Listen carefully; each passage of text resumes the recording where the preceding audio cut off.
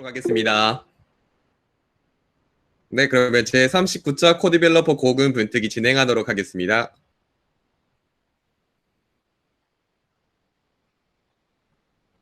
우선 오늘 온라인 고군분투를 참가하시는 이제 여러분들에게 저희 온라인 고군분투기, 원래 고군분투기는 이제 구성원들인 여러분들은 누구나 고군분투기에 참여 가능하고 누구나 발표 가능하십니다.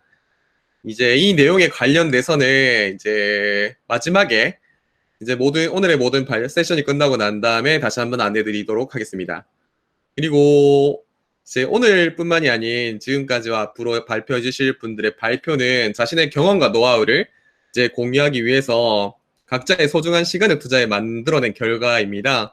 네, 여기서는 이제 여러분들의 적극적인 질문과 이제 긍정적인 피드백이 발표자분들에게 힘이 됩니다.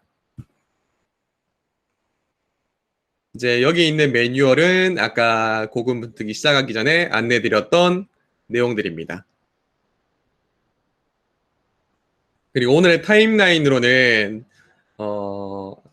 이벤트 안내를 잠깐 안내해드리고 그 다음에는 이제 상주님 GCP에서 약 8천만 원의 청구서가 날라왔다는 블로그를 본 내가 대응한 것에 대한 내용을 발표해 주실 예정입니다. 그리고 그 다음에는 은기님이 데이터 엔지니어링 101이라는 내용으로 발표를 해주실 예정입니다. 이제 그 다음에는 범령님께서 웹RTC에 관련된 내용을 발표해 주실 예정입니다. 그리고 마무리 안내로서 처음에 제가 안내해드렸던 발표자 모집 관련해서 이제 좀 정리한 내용을 여러분들에게 공유를 하고 다음 고군분투기부터 어떤 식으로 대응해 나가야 될지 여러분들의 의견을 조금 듣고자 합니다.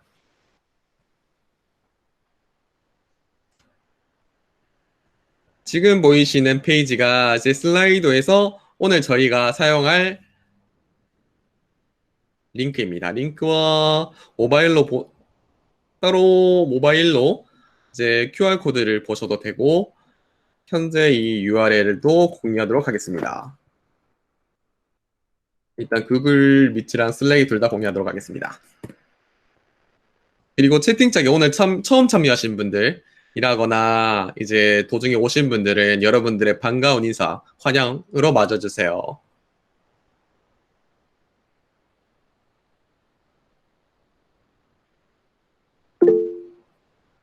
그리고 슬랙에도 슬라이드 링크를 공유하도록 하겠습니다.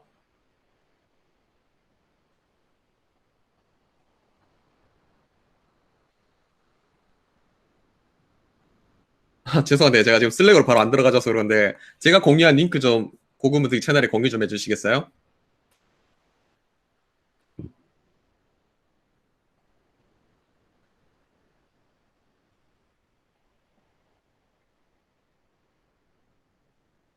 네, 공유되었습니다. 감사합니다. 그럼 시간은 조금 지금 상주님 발표 준비되셨나요? 네. 네, 상주님 발표 준비가 되었으니 상주님의 발표를 시작하도록 하겠습니다. 잘 네, 부탁드립니다. 알겠습니다. 네. 이게 제가 다시 뺏어오면 되는 건가요? 네, 화면을? 화면에 가져가 주시면 됩니다. 네. 잠시만요. 어떻게 뺏어오는 거지? 하단에 아나타가 코테 요지 사레테 이마스를 클릭하시면은 상주님이 가져올 수 있는 메뉴가 있을 거예요. 그럼 일단 제 거를 코테 요지 할게요.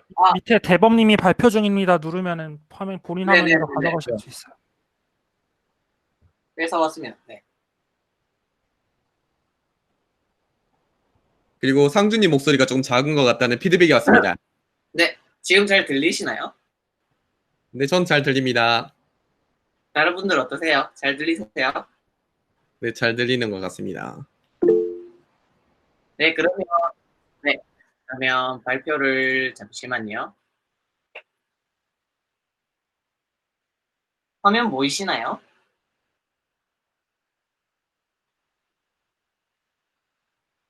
네, 감사합니다. 그러면 GCP에서 약 8천만 원의 청구서가 날라온 블로그를 본 내가 대응한 것 발표 시작하도록 하겠습니다.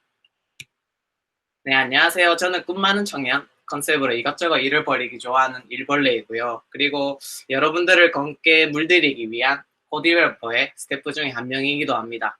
현재는 가부시키 카이샤 네브랜드의 고독한 작부 이상준입니다.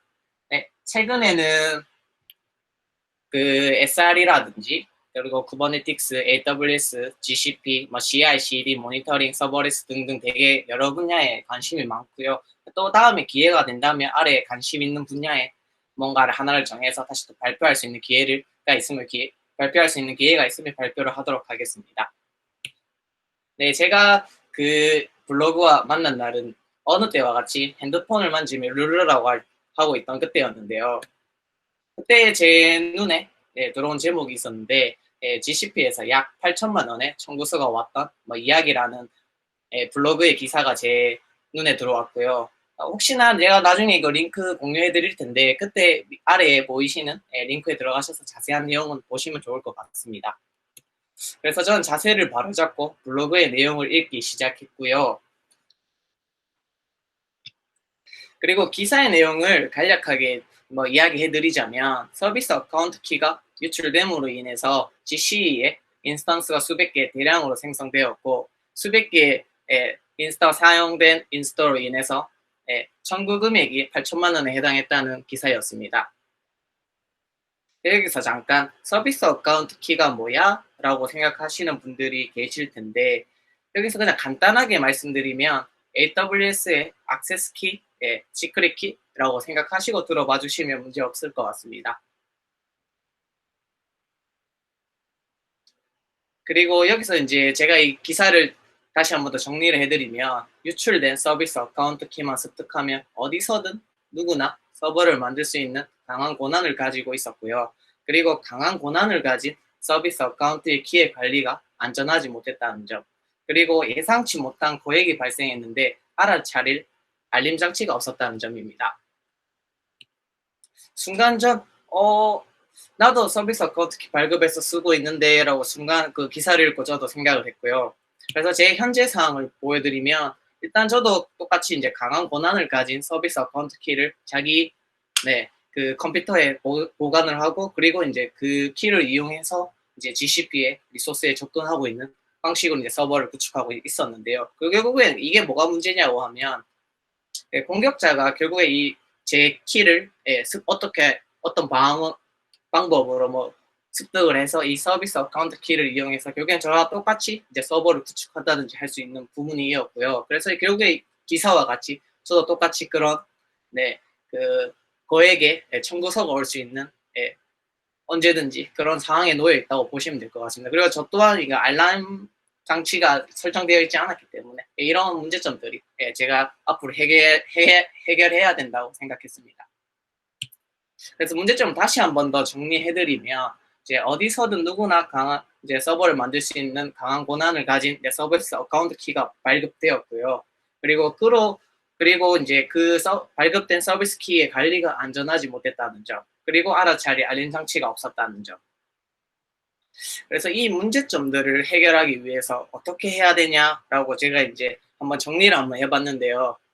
아까 전에 이제 제가 이제 빨갛게 색깔을 칠한 문제점을 왼쪽에 나열을 했고요. 그거를 이제 어떻게 접근해서 해결하는지에 대해서는 오른쪽에 보라색 글씨로 정리를 해놨습니다. 그래서 이거를 이제 제가 하나하나씩 스텝 바이 스텝으로 설명을 드리고자 합니다. 그래서 우선은 이제 키 관리 부분에 대해서 설명을 드리자면 이제 애초에 이거 키를 삭제를 함으로 인해서 키 관리라는 이 리스크를 줄일 수 있지 않겠나라고 생각해서 이제 어프로치를 접근을 했고요.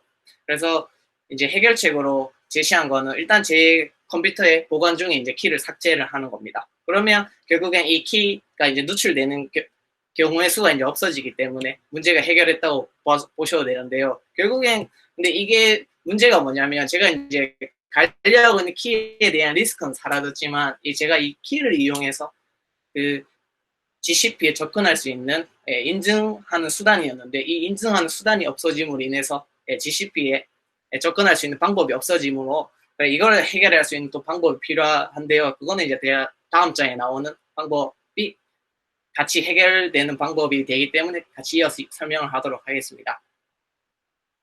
그래서 그 다음으로는 이제 누구나 이제 아까 전에 이제 그 공격자가 제 서비스 키만 습득하면 어디서든 이제 누구나 이제 접근을 할 수 있었는데요. 그래서 이거를 이제 특정한 사람만 접근할 수 있도록 제가 이제 그 해결책을 생각을 했고요. 그래서 그 해결책 방법으로는 구글에서는 그 G Cloud Us 로그인이라는 콘솔에서 그 명령어를 치면 이제 그 서버 us2 3레그 방식으로 그 브라우저가 예를 들면 그거라고 생각하시면 될 것 같아요. 그 브라우저가 이제 제가 이 커맨드를 이게 입력을 하면 자동으로 브라우저가 열리고요. 그 브라우저에 제가 이제 어카운트의 아이디랑 파스워드를 입력하면 그로 인해서 제가 이제 그 구글의 인증이 통과되기 때문에 그 인증 통과된 걸로 인해서 이제 토큰을 습득해서 제가 이제 그 GCP에 리소스를 제어할 수 있는 토큰을 습득할 수 있다고 보시면 될 것 같습니다. 그래서 아까까지는 이제 그 서비스 키를 발급을 해서 누구나 이제 사용할 수 있었다고 하면 지금은 제가 이제 이 로그인을 통해서 그 리소스에 접근할 수 있는 토큰을 습득하는 방식으로 하시면 이제 조금 더 이제 안전한 방법으로 접근할 수 있다고 생각하면 될 것 같습니다. 그래서 이로 인해서 이제 누구나 접근할 수 있었던 부분에 대해서 제가 이제 이 로그인을 통한 인증을 통해서 접근하는 해결 방법으로 해결했다고 생각하시면 될 것 같습니다. 그래서 이게 해결이 되었고요. 그러나 또 하나 문제점이 있는데요. 특정한 유저가 리소스에 액세스할 수 있도록 되었는데요. 이 특정한 유저가 강한 권한을 제한 없이 쓸 수 있는 상황이라고 생각하시면 될 것 같습니다. 이게 결국에 뭐가 문제냐고 하면 아까 전에는 이제 서비스 키가 노출됨으로 인해서 공격자가 누구나 만들 수 있었는데요. 이것 또한 마찬가지로 어카운트가 노출되면 똑같은 상황이 발생한다고 생각하시면 될 것 같습니다. 제 어카운트, 예를 들면 아이디랑 파스워드가 뭐 공격자가 어떤 수단을 통해서 방법을 통해서 습득을 하면 똑같이 제한 없이 쓸 수 있는 방법이라고 상황이라고 생각하시면 될 것 같습니다. 근데 요즘에는 이제 투팩터 이제 로그인이라고 해서 이제 인증 번호를 받고 그거 인증 번호를 입력하거나 뭐 다양한 방식이 있기 때문에 그래도 좀 더 안전하다고 생각하시면 되는데 일단은 어카운트가 노출되면 똑같은 상황이 발생할 수도 있다는 점만 일단 알아두시면 좋을 것 같습니다. 그래서 위에 같은 문제점을 해결하기 위해서 이제 강한 권한을 가지고 있던 부분에 대해서 이제 권한을 분리하고 제한하는 방법으로 접근을 했고요.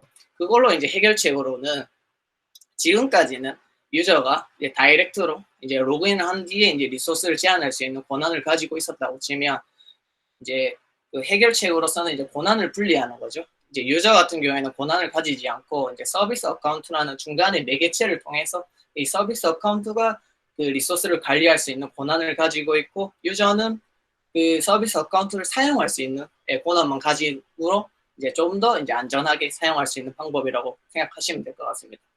그래서 다시 이걸 조금 더 정리를 해드리면 유저는 왼쪽에 보시는 것과 같이 권한을 전혀 가지고 있지 않고요. 서비스 어카운트에 리소스를 생성할 수 있는 권한을 가지고 있고 그리고 이 서비스 어카운트에서는 특정 유저만 이용을 허가하는 방식. 이게 이제 AWS에서 말하면 아마 AWS를 자주 쓰셨던 분들은 잘 이해가 가실 것 같은데 awesome role이라고 하는 방식이랑 똑같다고 생각하시면 되고요. 그리고 이 서비스 어카운트에 대한 이제 그 토큰을 얻어서 거기서 이제 리소스를 이제 제어한다고 생각하시면 될 것 같습니다. 여기서 뭐 AWS에서 말하면 STS, 랑 똑같은 원리라고 생각하시면 될 것 같아요. 그래서 여기서는 리프레시 토큰이라든지 이런 거 특별히 발급되지 않고요. 딱 한 번 이제 서비스 어카운트에 대해서 이제 접근할 수 있는 토큰을 받아서 이제 사용 시간이 제한이 있는데 뭐 예를 들면 300초라든지 뭐 그런 식으로 제한 있는 시간 안에서만 쓸 수 있도록 된다고 생각하시면 될 것 같습니다. 그래서 여기서는 이제 유저는 최소한의 권한만 보유한 상태로 진행이 된다고 생각하시면 될 것 같습니다. 그래서 이걸 그림으로 다시 전체적으로 보여드리면 우선 유저가 로그인을 하고요. 그 뒤에 이제 서비스 어카운트에 토큰을 얻어서 그리고 이제 GCP의 리소스를 제어한다고 생각하시면 될 것 같습니다. 그래서 이렇게 하시면 이제 강한 권한에 대해서도 권한이 분리가 되고 제한함으로 인해서 이제 해결했다고 보시면 될 것 같습니다. 그런데 여기서 또 하나 문제점이 발생합니다. 이제 권한을 나눈 건 좋았는데요. 여기서 결국에는 유저 자신의 권한은 약해졌는데 뭐 공격자가 예를 들면 뭐 로그인에 대한 유저 아이디랑 뭐 패스워드도 알고 있고 그리고 이 서비스 어카운트의 존재도 알고 있으면 결국에는 똑같은 문제점이 발생하거든요. 제가 그 다 알고 있다는 전제를 한다고 하면 그렇기 때문에 결국엔 공격자가 그 3요소가 이루어지면 결국에는 똑같은 문제점이 발생하기 때문에 이제 어디서든 할 수 있었던 부분에 대해서 제어를 할 필요성이 있기 때문에 그 다음 장에 설명해 드리도록 하겠습니다. 그래서 그 다음 장, 이제 어디서든 할 수 있었던 부분에 대해서는 이제 제한된 장소라는 이제 해결책을 생각해서 지금 진행을 했고요. 그래서 어디서든은 어떻게 해결을 했냐면 이제 GCP 내부에 생성한 VM 인스턴스에 특정 IP만 이제 접근을 허가하는 방식으로 저는 해결책을 생각을 했고요. 그래서 이게 뭐가 좋냐고 하면 지금까지는 이제 해커가 이제 그 공격자가 어디서든 그 제가 가지고 있는 정보만 이제 모든 걸 다 습득하면 그 공격을 할 수 있었는데 이제 제가 이제 물리적으로 이제 IP를 제한을 함으로 인해서 결국에는 그 해커가 제가 그 허가한 IP가 아닌 이상은 물리적으로 이미 공격이 모든 정보를 가지고 있다고 하더라도 물리적으로 공격이 불가능하기 때문에 현재는 이런 식으로 마지막에 제가 이제 해결책 이렇게 제안하고 제시해서 지금은 그렇게 진행을 했습니다. 그래서 이 문제점에 대해서도 이렇게 해결했다고 보시면 될 것 같습니다. 그래서 마지막으로는 이제 알림 장치인데요. 이 알림 장치는 지금까지 제가 이제 그 알림에 대해서 설정을 하지 않았기 때문에 예산 알림을 설정함으로 인해서 이제 이 방법에 이 문제점을 해결하려고 했고요. GCP 같은 경우에 이제 결제라는 메뉴 안에 예산 및 알림이라는 그 메뉴가 있는데요. 여기서 뭐 우선 예산을 만드시고요. 그리고 이 만든 예산의 안에서 그 범위를 이제 결정할 수 있거든요. 그래서 어디까지 프로젝트라든지 제품이라든지 범위를 지정하시고 그리고 내가 그 예산은 얼마로 지정을 할 거며 그리고 제가 그 예산에 대한 비율, 뭐 50%라든지 90%라든지 100% 이게 결국에는 내가 어느 한계점에 왔을 때 나한테 알려줬으면 좋겠다라는 이제 트리거를 이제 기준을 정할 수 있거든요. 그래서 여기서 트리거의 기준을 정하시고 그리고 그 알림을 받는 방법도 여러 가지가 있거든요. 뭐 메일로 받는 방법도 있고 퍼브 서버로 해서 다른 서비스랑 연계를 해서 받는 방법도 있고 뭐 여러 가지가 있는데 그건 자기네들의 상황에 맞춰서 이것저것 이제 설정할 수 있으니까 거기에 맞춰서 설정을 해주시면 될 것 같습니다. 그래서 이제 그림으로 전체적으로 설명을 드리면 이제 왼쪽 하단에 제가 이제 예산이 이제 초과했었을 때 이제 메일로 오게끔 저는 이제 메일로 해결했거든요. 그게 제일 편했기 때문에 그래서 메일로 알라트가 오게끔 설정을 했습니다. 그래서 정리를 해드리면 지금까지 이제 키를 발급을 함으로 인해서 뭐 되게 편하게 쓸 수 있죠. 키를 발급을 하면 설정이 간단하니까요. 그런데 그거로 인해서 역시나 보안이 되게 약해지기 때문에 이제 난이도는 올라가지만 이제 기삭제 특정한 사람만 권한 분리 등등 여러 가지 이제 이렇게 해두시면 이제 보안의 이제 강도는 이제 올라간다고 생각하시면 될 것 같습니다. 그리고 예산 알림 설정은 무조건 역시나 해주시면 좋을 것 같고요. 그리고 다시 한번 이제 그림으로 설명드리면 이제 제가 이게 개선하기 전에는 제 컴퓨터에 그 키를 저장해서 쓰고 있었다고 하면 지금은 이제 컴퓨터에 그 키를 저장하고 있지 않고요. 이제 인스턴스를 통해서 제가 그 리소스를 제어하는 방식으로 현재는 진행하고 있습니다. 그래서 다시 한 번 더 정리를 해드리면 이제 어디서든이라는 부분에 대해서는 이제 제한된 장소에서 제한을 뒀고 그리고 누구나 했던 부분에 대해서는 이제 특정한 사람만 그리고 강한 권한 같은 경우는 이제 권한을 분리하고 제한함으로써 그리고 키 관리 같은 경우에는 아예 원체적으로 키를 삭제하는 방법으로 그리고 알림 장치에 대해서는 이제 GCP가 제공하는 예산 알림 설정을 통해서 그 제가 이제 눈치챌 수 있도록 했습니다. 감사합니다.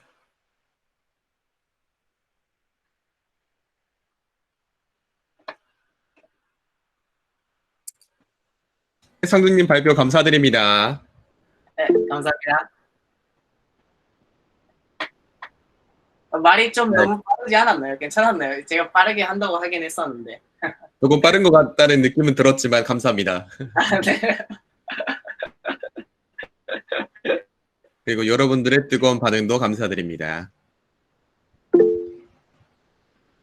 그리고 지금 상준님이 발표해 주신 내용에 대해서 혹시나 질문이 있으신 분들은 이제 아까 전에 제공해 드렸던 슬라이드 링크를 확인하시고 질문을 남겨주세요.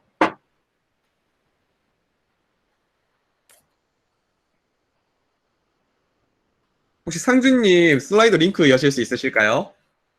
상준님 공유해 주시는 화면에서 보는 게 좋을 것 같아서. 네.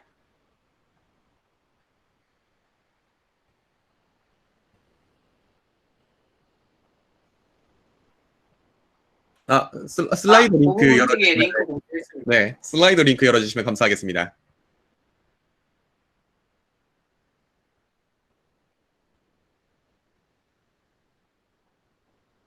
제가 슬라이드 링크 안 열고 있나요? 네, 안 읽고 있어요. 슬라이더의 링크 말씀하시는 네, 거, 이거 말씀하시는 슬라이드의 거죠? 링크. 네. 그리고 또 죄송한 말씀을 중간에 좀 드리자면은 요다님이 네. 준비하셨던 발표가 오늘 요다님이 급작스럽게 업무 중 이제 크리티컬한 일이 발생하셔서 참여가 힘들게 되었습니다. 그래서 다음번에 다시 발표해 주시기로 하셨으니까 다음번에 다시 한번 준비해서 더 좋은 발표로 여러분들에게 다가갔으면 합니다. 네, 그러면은 질의응답 조금씩 이제 시작하도록 하겠습니다. 네, 일단 가장 위에부터 시작할까요? 문제를 인식하시고 대응하신, 네, 상님 괜찮으세요? 네네네, 괜찮습니다. 괜찮습니다. 네. 지금 우선도가 올라갔기 때문에 가장 우선도가 높은 질문부터 하겠습니다. 네, 알겠습니다. 알겠습니다. 네. 예산 알림과 더불어 로그인 감지 알림도 가능할 것 같은데, AWS에서는 그렇게 설정해서 사용하고 있는데, 이제 제 GCP도 유사한 메뉴가 있을까요? 로그인 감지 알리요? 로그인 감지 알리라는 게 어떤 로그인 말씀하시는 건지 약간 궁금하거든요. 이게 로그인이 그 GCP 같은 경우에는 총 4가지가 있거든요. 되게 범위가 많아요. 그래서 이게 유저에 대한 로그인을 말씀하시는 건지 아니면 서비스 어카운트에 대한 로그인을 말씀하시는 건지 약간 그런 종류에 따라서 약간 다를 것 같긴 한데 현재 제가 지금 알고 있는 로그인에 대해서 뭔가 메뉴가 있냐라고 바로 물어보시면 일단 제가 지금 바로 대답해 드릴 수 있는 메뉴가 지금 이렇게 떠오르진 않아요. 저는 지금 이렇게 안 떠오르기 때문에 아마 다른 뭔가 연계를 해서 어디트 로그를 읽고 뭐 이렇게 할 것 같아요.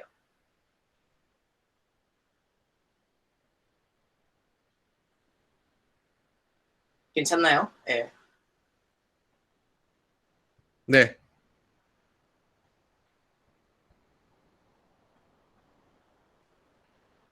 일단 그러면 다음 질문으로 넘어가도록 하겠습니다. 네. 상주님이 그 시큐리티적인 문제를 블로그를 보시고 인식하시고 실질적으로 대응하신 내용이 완료될 때까지 어느 정도의 기간이 걸렸나요? 하루요. 하루. 네. 모든 대응은 하루 만에 끝냈다. 네. 그렇게 막 제가 막 거창하게 써놨는데 그렇게 막 어려운 건 아니었어요. 네. 모두가 할 수 있다. 네. 네, 감사합니다. 그리고 다음 질문이 유저의 권한이 약해졌어도 그 유저가 강력한 토큰을 얻을 수 있는 권한이 있다면 토큰을 얻어야 하는 절차가 조금 번거로울 수는 있지만 보안 관점에서는 두 가지 방식이 큰 차이가 없어 보이는데 보안 관점에서 둘의 방식은 왜 차이가 있나요?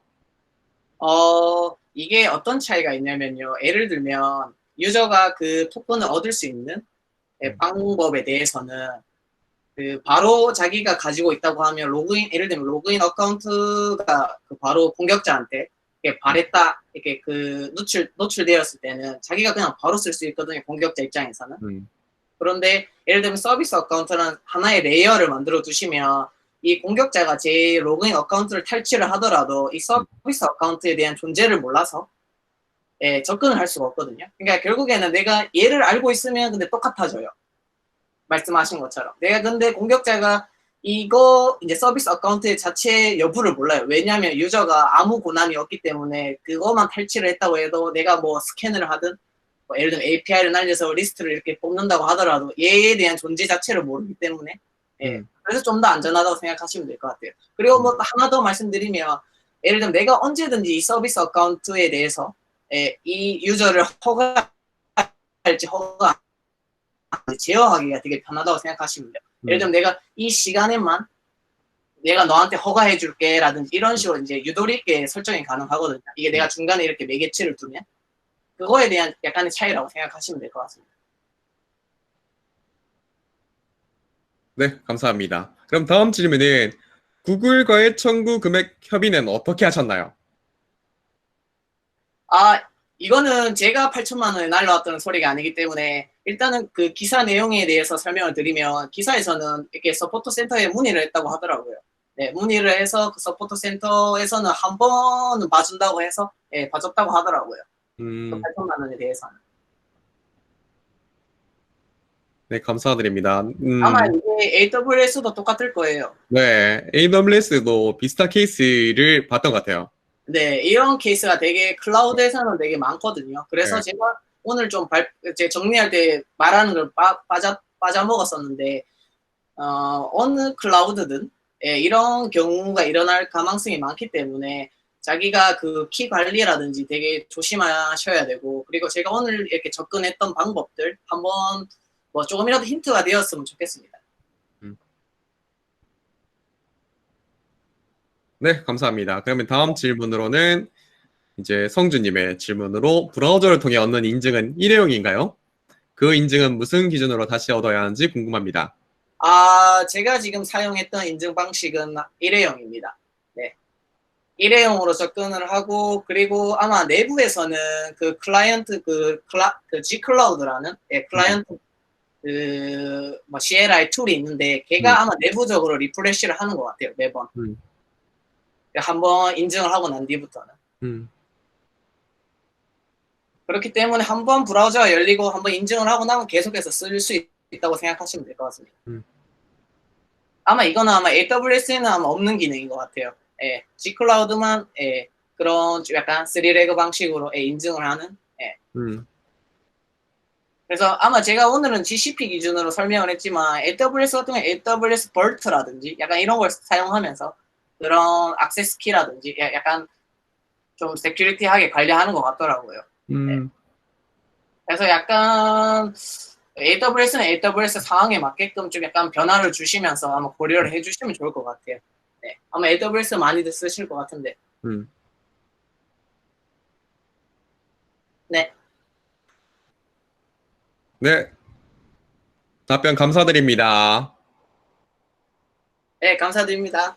네, 그러면 이상으로 성주님의 발표를 마치도록 하겠습니다. 네.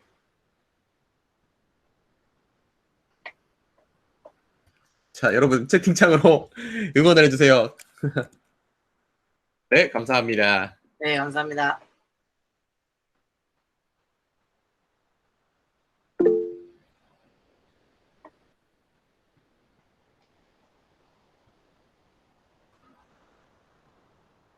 그리고 다음 발표는 김웅기님의 데이터 엔지니어링 101이 되겠습니다. 웅기님 혹시 발표 준비되셨나요? 네, 됐습니다. 화면 네. 바꿀게요, 제가. 네, 화면 가져가시면 될 것 같습니다.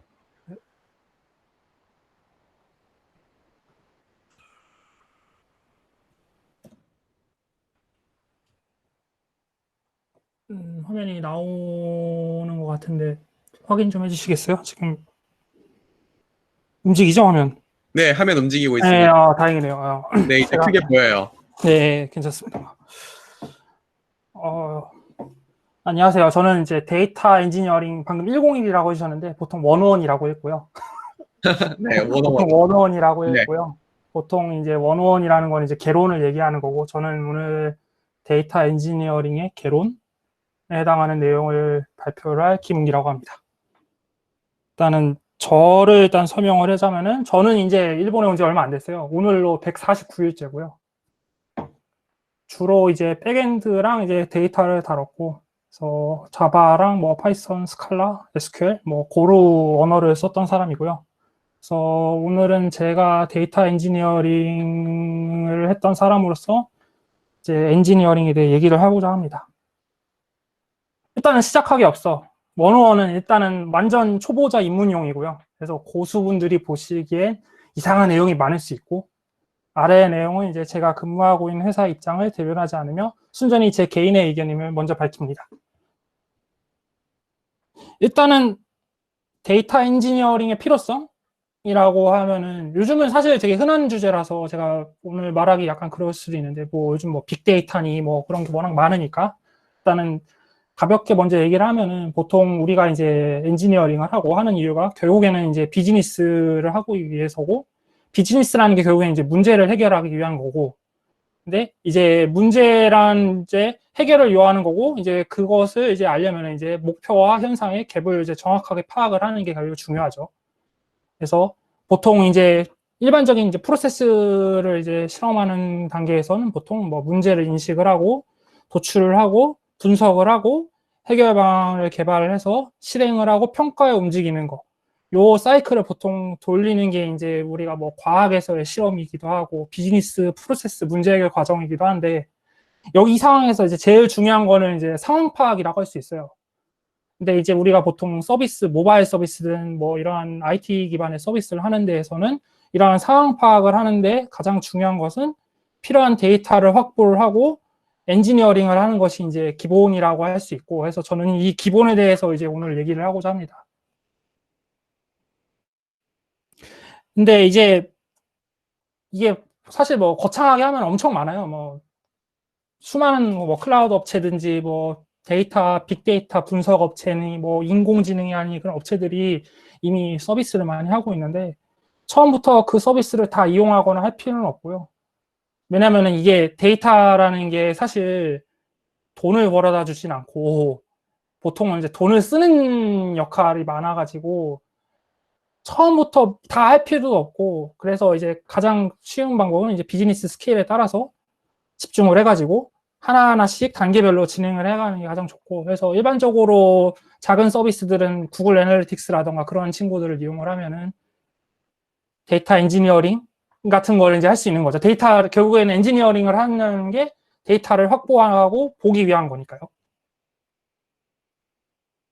그래서 이제 데이터 엔지니어링이라는 거는 결국 무엇이냐면은 사용자들이 관련 작업을 쉽게 할 수 있도록 이제 데이터를 수집 정지하는 일련의 작업들을 얘기를 하는 건데, 이게 일반적인 서비스 엔지니어링과의 차이점은 이제 서비스 엔지니어링은 이제 대상이 이제 뭐 고객이 있거나 그런 건데, 보통 이런 데이터 엔지니어링은 이제 사내 임직원들이라던가 뭐 엔지니어링, 사내 직원들을 이제 보통 대상으로 하고 있고요. 그래서 이 뭐 유저도 마찬가지지만 이들도 데이터에 대해서 인식도가 다 제각각이기 때문에 그에 필요한 상응하는 작업도 필요합니다. 그래서 일단은 뭐 간단한 예시, 아주 쉬운 거, 보통 세 가지, 뭐 지금 큰 숫자로 이게 지금 세 가지를 얘기를 했는데, 이제 보통 요거는 이제 지표적으로는 두 가지 의미인데, 뭐 PV, DAU, MAU라는 보통 용어가 있는데 혹시 들어보셨나요? 요즘은 뭐 되게 많이 쓰는 용어고, 이걸 모르면 사실 요즘 시대에 이걸 모르면 간첩이라고 해도 사실 저는 무방하다고 보는데, 과연 이 숫자들을 있는데 과연 이들을 알려면은 어떠한 데이터가 있어야 할까?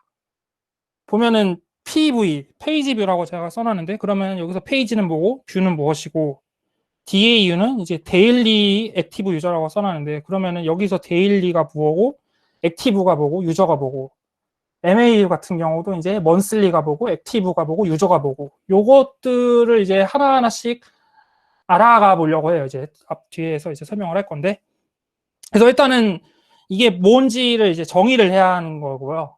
그래서 데이터라는 걸 뭘 보려면은 그냥 나오지 않고 어떠한 형태로 어떠한 값이 남아야 하는지 누군가는 이거를 꼭 정해야 돼요. 그리고 그게 정확하게 그 규칙에 따라서 남겨줘야 돼요. 그래서 이를 보통 이제 로그 정의라고 하는데, 그래서 뭐 서비스마다 당연히 이거는 보안 사항이고, 그래서 뭐 데이터 종류는 서비스의 내용에 따라 다르겠지만, 뭐 웹로그, 여기서 말하는 웹로그는 이제 웹서버 상에서 액세스 로그를 얘기를 하기도 하고, 이제 클릭 데이터, 뭐 사용자 행동이라고 얘기를 하는 건데, 뭐 모바일 웹 서비스를 비유를 하자면은 사용자가 어떠한 앱을, 자사 앱을 몇 시에 켜가지고 어떠한 화면을 몇 번 들어가고, 뭐 그러한 클릭 데이터, 사용자 행동을 얘기를 하는 거고요. 그리고 유저가 그런 걸로 어떠한 컨텐츠를 즐겼으면 컨텐츠가 튀어나오고, 구매를 했으면 이제 구매 데이터가 튀어나오고, 뭐 여기서 이제 센서 데이터라고 표현을 했는데, 뭐 IoT 장비 같은 경우에서 오는 센싱 데이터들, 센서들에서 오는 데이터도 데이터가 될 수도 있고, 여러 가지, 그리고 소셜 미디어라고 해서 이제 뭐 여기서 소셜 미디어라고 해서 SNS 상에 그냥 오픈되어 있는 데이터들, 뭐 여러 가지 다양한 데이터가 있어요. 이거는 이제 서비스마다 다르기 때문에 이제 데이터가 있는 거고요. 자, 그러면 이제 이러한 데이터들을 가지고 어떻게 봐야 하냐? 제가 지금 일단은 PV랑 이제 UV라고 이제 크게 나누는데, 아까 말한 페이지 뷰는 이제 흔히 이제 모든 리퀘스트의 수를 얘기를 하는 거고요. 뭐 DAU랑 MAU 같은 경우는 이제 한 번씩만 계산한 값, 뭐 데일리 액티브 유저 같은 경우는 하루에 들어온 유니크한 유저의 수를 얘기를 하는 거고, MAU 같은 경우는 한 달간 들어온 유니크한 유저 수를 얘기를 하는 거예요. 그래서 뭐 데일리 같은 경우는 만약 한 유저가 여러 번 방문을 했어도 데일리 액티브 유저 하나가 한 칸 오르고, MAU에서도 숫자가 1밖에 안 오르는 거죠. PV는 계속 오르고. 이런 식으로 데이터가 있는데, 이건 방금 정의는 했는데, 이제 문제는 정의만 한다고 해서 데이터가 남진 않아요. 왜냐면 남기는 행위를 해야 남죠. 그래서 뭐 앞서 말한 사용자 행동들, 뭐 클릭 데이터라던가 그런 것들을 이제 뭐 GA처럼 바로바로 보낼 수도 있고, 아니면은 그러한 행동이 서버에 특정 API를 호출을 한다. 그러면은 그러한 것들을 서버에 이벤트 단위로 남겨서 뭐 로그로 파일로 떨구든지 데이터베이스에 저장을 하든지 여러 가지 방법이 있고요. 이거는 이제 활용처와 이제 장단점이 있어서 보통 섞어 쓰기도 하고, 서비스에서 굳이 필요하거나 필요하지 않거나 다양한 케이스가 있어서 상황에 따라 보통 맞춰 씁니다. 그리고 이게 또 로깅만 해서 되는 게 아니고 수집을 해야 돼요. 그래야 이제 데이터를 열심히 모아야 이제 의미가 있어서, 보통은 클라이언트 로그 같은 경우는 클라이언트의 로그가 남다가 그거를 이제 특정 순간에 뭐 인터넷에 붙였을 때 뭐 쏘게 한다던가, 아니면 이제 액세스 로그 같은 경우는 보통 서버의 로컬에다가 파일로 떨군 다음에 뭐 로그스탯이나 뭐 그런 친구들 이용을 해가지고 에이전트 같은 걸 이용을 해서 어디론가를 보내고, 서버 로그 같은 경우도 뭐 동일하고, 뭐 데이터베이스 같은 경우는 이제 데이터의 특성에 따라 뭐 히스토리성 테이블이면은 뭐 그거를 시간당 일변으로 끊거나, 아니면은 뭔가의 메타데이터 테이블 같은 경우 그거를 전체를 덤프를 하던가 뭐 그런 식으로 이제 데이터를 수집을 하는 게 그 다음 단계가 되고요. 그래서 이러한 수집한 데이터를 이제 정제를 하는 과정이 꼭 필요해요. 이거는 왜 그러냐면은, 이게 로그라는 게 흔히 이제 데이터베이스상의 트랜잭셔널한 동작이 아니기 때문에 발생 아니면 전송주 중에 유실이나 중복이 꼭 발생을 하거든요. 이게 엄청 중요해요. 이게 만약에 이거를 제대로 하지 않았을 경우에 어떤 문제가 발생을 하냐면은, 만약에 액세스 로그 같은 게 사용자 액세스 로그가 만약에 과도하게 잡혀버렸는데, 그 과도한 숫자로 인해서 뒤에 지표가 다 망가져가지고 이상한 판단을 한다던가, 그걸로 뭐 그럴 수도 있고, 아니면 이제 보통 우리가 아무리 QA를 잘한다거나 그래도 버그가 클라이언트에 나가거나 서버가 나가게 될 경우가 있는데, 이제 그런 경우 그런 데이터는 비즈니스에 전혀 도움이 안 되기 때문에 그러한 데이터를 뭐 제거를 해준다던가 여러 가지 과정이 필요하고, 그래서 사용자에게 전달이 되기 전에 꼭 정제가 필요해요. 요거는 이제 진짜 중요한데, 이게 왜 중요하냐면, 여기에서 만약에 그 뒤에 사업적 판단을 잘못하면 이제 그걸로 인해서 사업이 위험할 수도 있는 상황이 오기 때문에 데이터 정제가 진짜로 중요합니다. 그래서 이렇게 정제되어 있는 데이터를 어떻게 하냐. 아까 사용자들이라고 했죠. 데이터 사용자들.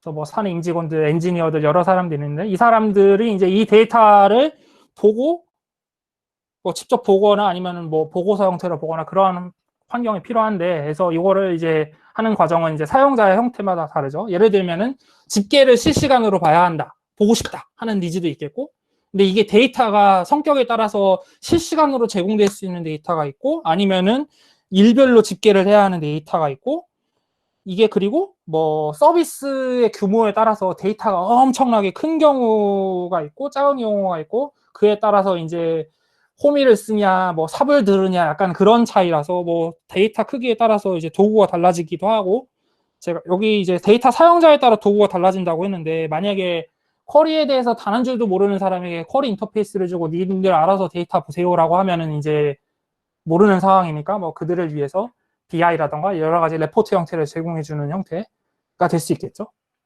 이게 이제 여기까지가 흔히 말하는 클래식한 이제 빅데이터 세상의 엔지니어링의 프로세스고, 요즘이라고 해봤자 꽤 오래됐지만 이제 뒤에 이제 나오는 게 이러한 데이터들을 모아서 이제 뭐 기계학습, 사실 조회나 집계도 못하는 사람들이 상당히 많아서 세상에 뭐 분석가라는 그런 사람들이 많이 없는데 그거를 뛰어넘어서 요즘은 이제 기계학습들을 이용을 해서 비즈니스 문제를 해결하는 내용들이 이제 많이 나오죠. 그래서 보통은 이제 이러한 거를 이제 데이터 파이프라인이라고 이 바닥에서는 부르거든요. 그래서 지금 밑에 이제 이미지에 가져온 거는 데이터를 특정 소스에서 데이터를 가져와서 뭐 가져오고 정리를 하고 그거를 뭐 분석하는 형태로 만들다던가 여러 가지 해서 보여주는 단계까지가 이제 정의가 되어 있는 거고 여기서 밑에 또 다른 거 있는 거는 이제 요건 뭐 가버넌스라던가 툴 테크놀로지라고 있는데 뭐 가버넌스나 이게 데이터가 내용에 따라서 위험한 데이터도 있고 하기 때문에 보안이라던가 여러 가지 보안 규제 상황이 되게 많기 때문에 그에 대한 제어 툴까지 여기 그림에 그려져 있는 거고요. 그래서 엔지니어링을 하다 보면 그것들이 필요합니다. 그래서 이거를 하는 사람을 이제 엔지니어, 데이터 엔지니어라고 하는데 그래서 데이터를 정의를 하고 수집을 하고 운영을 하고 제공을 하는 모든 과정을 다 하는 사람이고요. 물론 큰 기업은 이거를 각각 하는 사람들이 다 있지만 작은 스타트업이나 이런 데서는 보통 혼자 하는 경우가 많고 저 또한 지난 회사에서는 이걸 혼자 했기 때문에 그렇게 됐습니다. 그래서 이제 어떠한 거를 알아야 하냐 데이터 엔지니어링을 하려면은 보통은 이제 뭐 이렇게 세 가지를 보통 나열을 해요. 그래서 클라우드 스택, 오픈 소스 라이브러리, 이제 인하우스 디벨롭먼트라고 했는데 여기서 말하는 클라우드 스택 같은 경우는 이제 클라우드 업체들에서 보통 이러한 거를 쉽게 할 수 있게 많은 솔루션들을 제공을 하고 있거든요. 제가 여기서 예로 들 거는 이제 AWS, 제가 바로 직전에 AWS를 열심히 썼기 때문에 AWS에 대해서 간단히 말씀을 드리면은 데이터를 분석을 하는 여러 가지 툴들을 이렇게 제공을 하고 있고 데이터들을 이제 전송을 하는 도구로 뭐 키네시스가 있고 뭐 이거를 저장을 해야 하니까 저장하기 위한 도구들 그리고 밑에 뭐 세이지 메이커라고 해가지고 이건 기계학습 용도고 해가지고 데이터 아까 방금 말씀드린 데이터 파이프라인을 구성을 하는 녀석들을 부분별로 다 제공을 하고 있고요. 그래서 뭐 아테나 같은 경우를 이용을 하면은 쿼리를 이제 데이터를 뭐 S3에다가 그런 게 올려놓고 아테나로 조회를 하면은 나오는데 얘가 싸요. 1테라에 5달러밖에 안 해가지고 참 싸더라고요. 뭐 그리고 뭐 EMR 같은 경우는 뭐 데이터를 이제 가공을 하기 위한 하드 클러스터를 서비스 형태로 제공을 해준다던가 키네시스 같은 경우는 이제 데이터 파이프 분산 메시지 큐 형태로 이제 데이터를 이제 전송을 하는데 쓰는 친구도 쓰고 퀵사이트라고 뭐 BI도 있는데 뭐 이런 거는 대시보드류는 보통 분석가들 취향을 많이 타서 전 써본 적이 없고요. 뭐 이런 식으로 이제 데이터 뭐 클라우드 업체들에서 제공을 하고 있는데 보시면 아시겠지만 아니, 죄송합니다. 그리고 이제 오픈소스 라이브러리들이 있어요. 왜냐면은 이 클라우드 서비스도 자기네들이 이걸 다 하지는 않았고 보통은 이제 이 업계에서 쓰이는 오픈소스들을 이제 자기네들이 열심히 포장을 해가지고 팔고 있고요. 그래서 EMR 방금 여기서는 이제 EMR 스크린샷을 예로 들었는데 EMR 같은 경우는 이제 하둡이라는 이 환경들을 이제 패키징을 해가지고 제공을 하고 있고 그래서 지금 여기에 이제 뭐 스파크, 하이브, HBase, 뭐 텐서플로 이렇게 제공이 되어 있어서 이러한 오픈 소스들을 사용을 할 줄 아셔야 아까 말한 클라우드 스택에서 제공하고 있는 클라우드 기술들이랑 오픈해서 이제 엔지니어링이 가능하고요. 근데 지금 앞서 제가 데이터 파이프라인이라고 설명을 했을 때 보면은 잠시만요.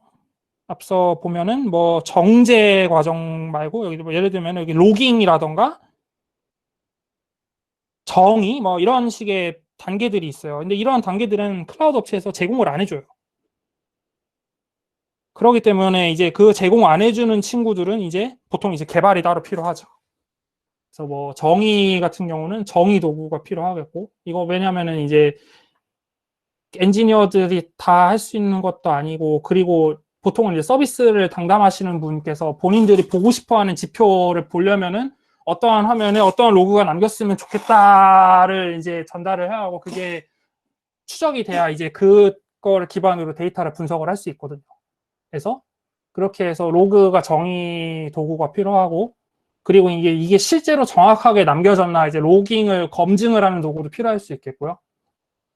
그리고 뭐 클라이언트나 서버 단에서 오는 로그들이니까 이게 제대로 발생을 해서 제대로 서버에 도착을 했느냐, 뭐 수집 검증하는 도구도 필요하겠고, 죄송합니다. 이거 오타가 났네요.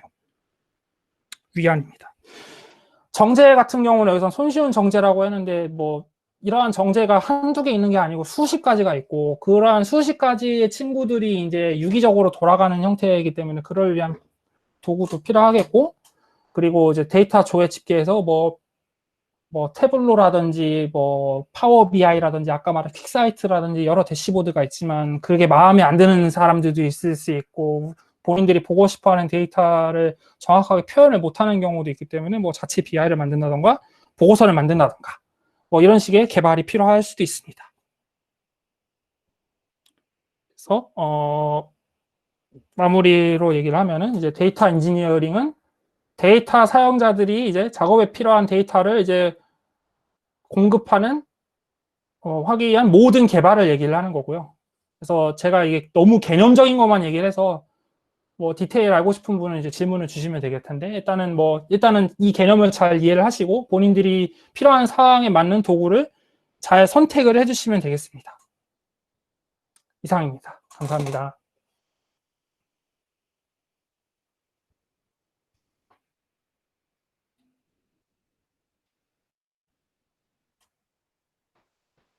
발표 감사드립니다. 예, 감사합니다.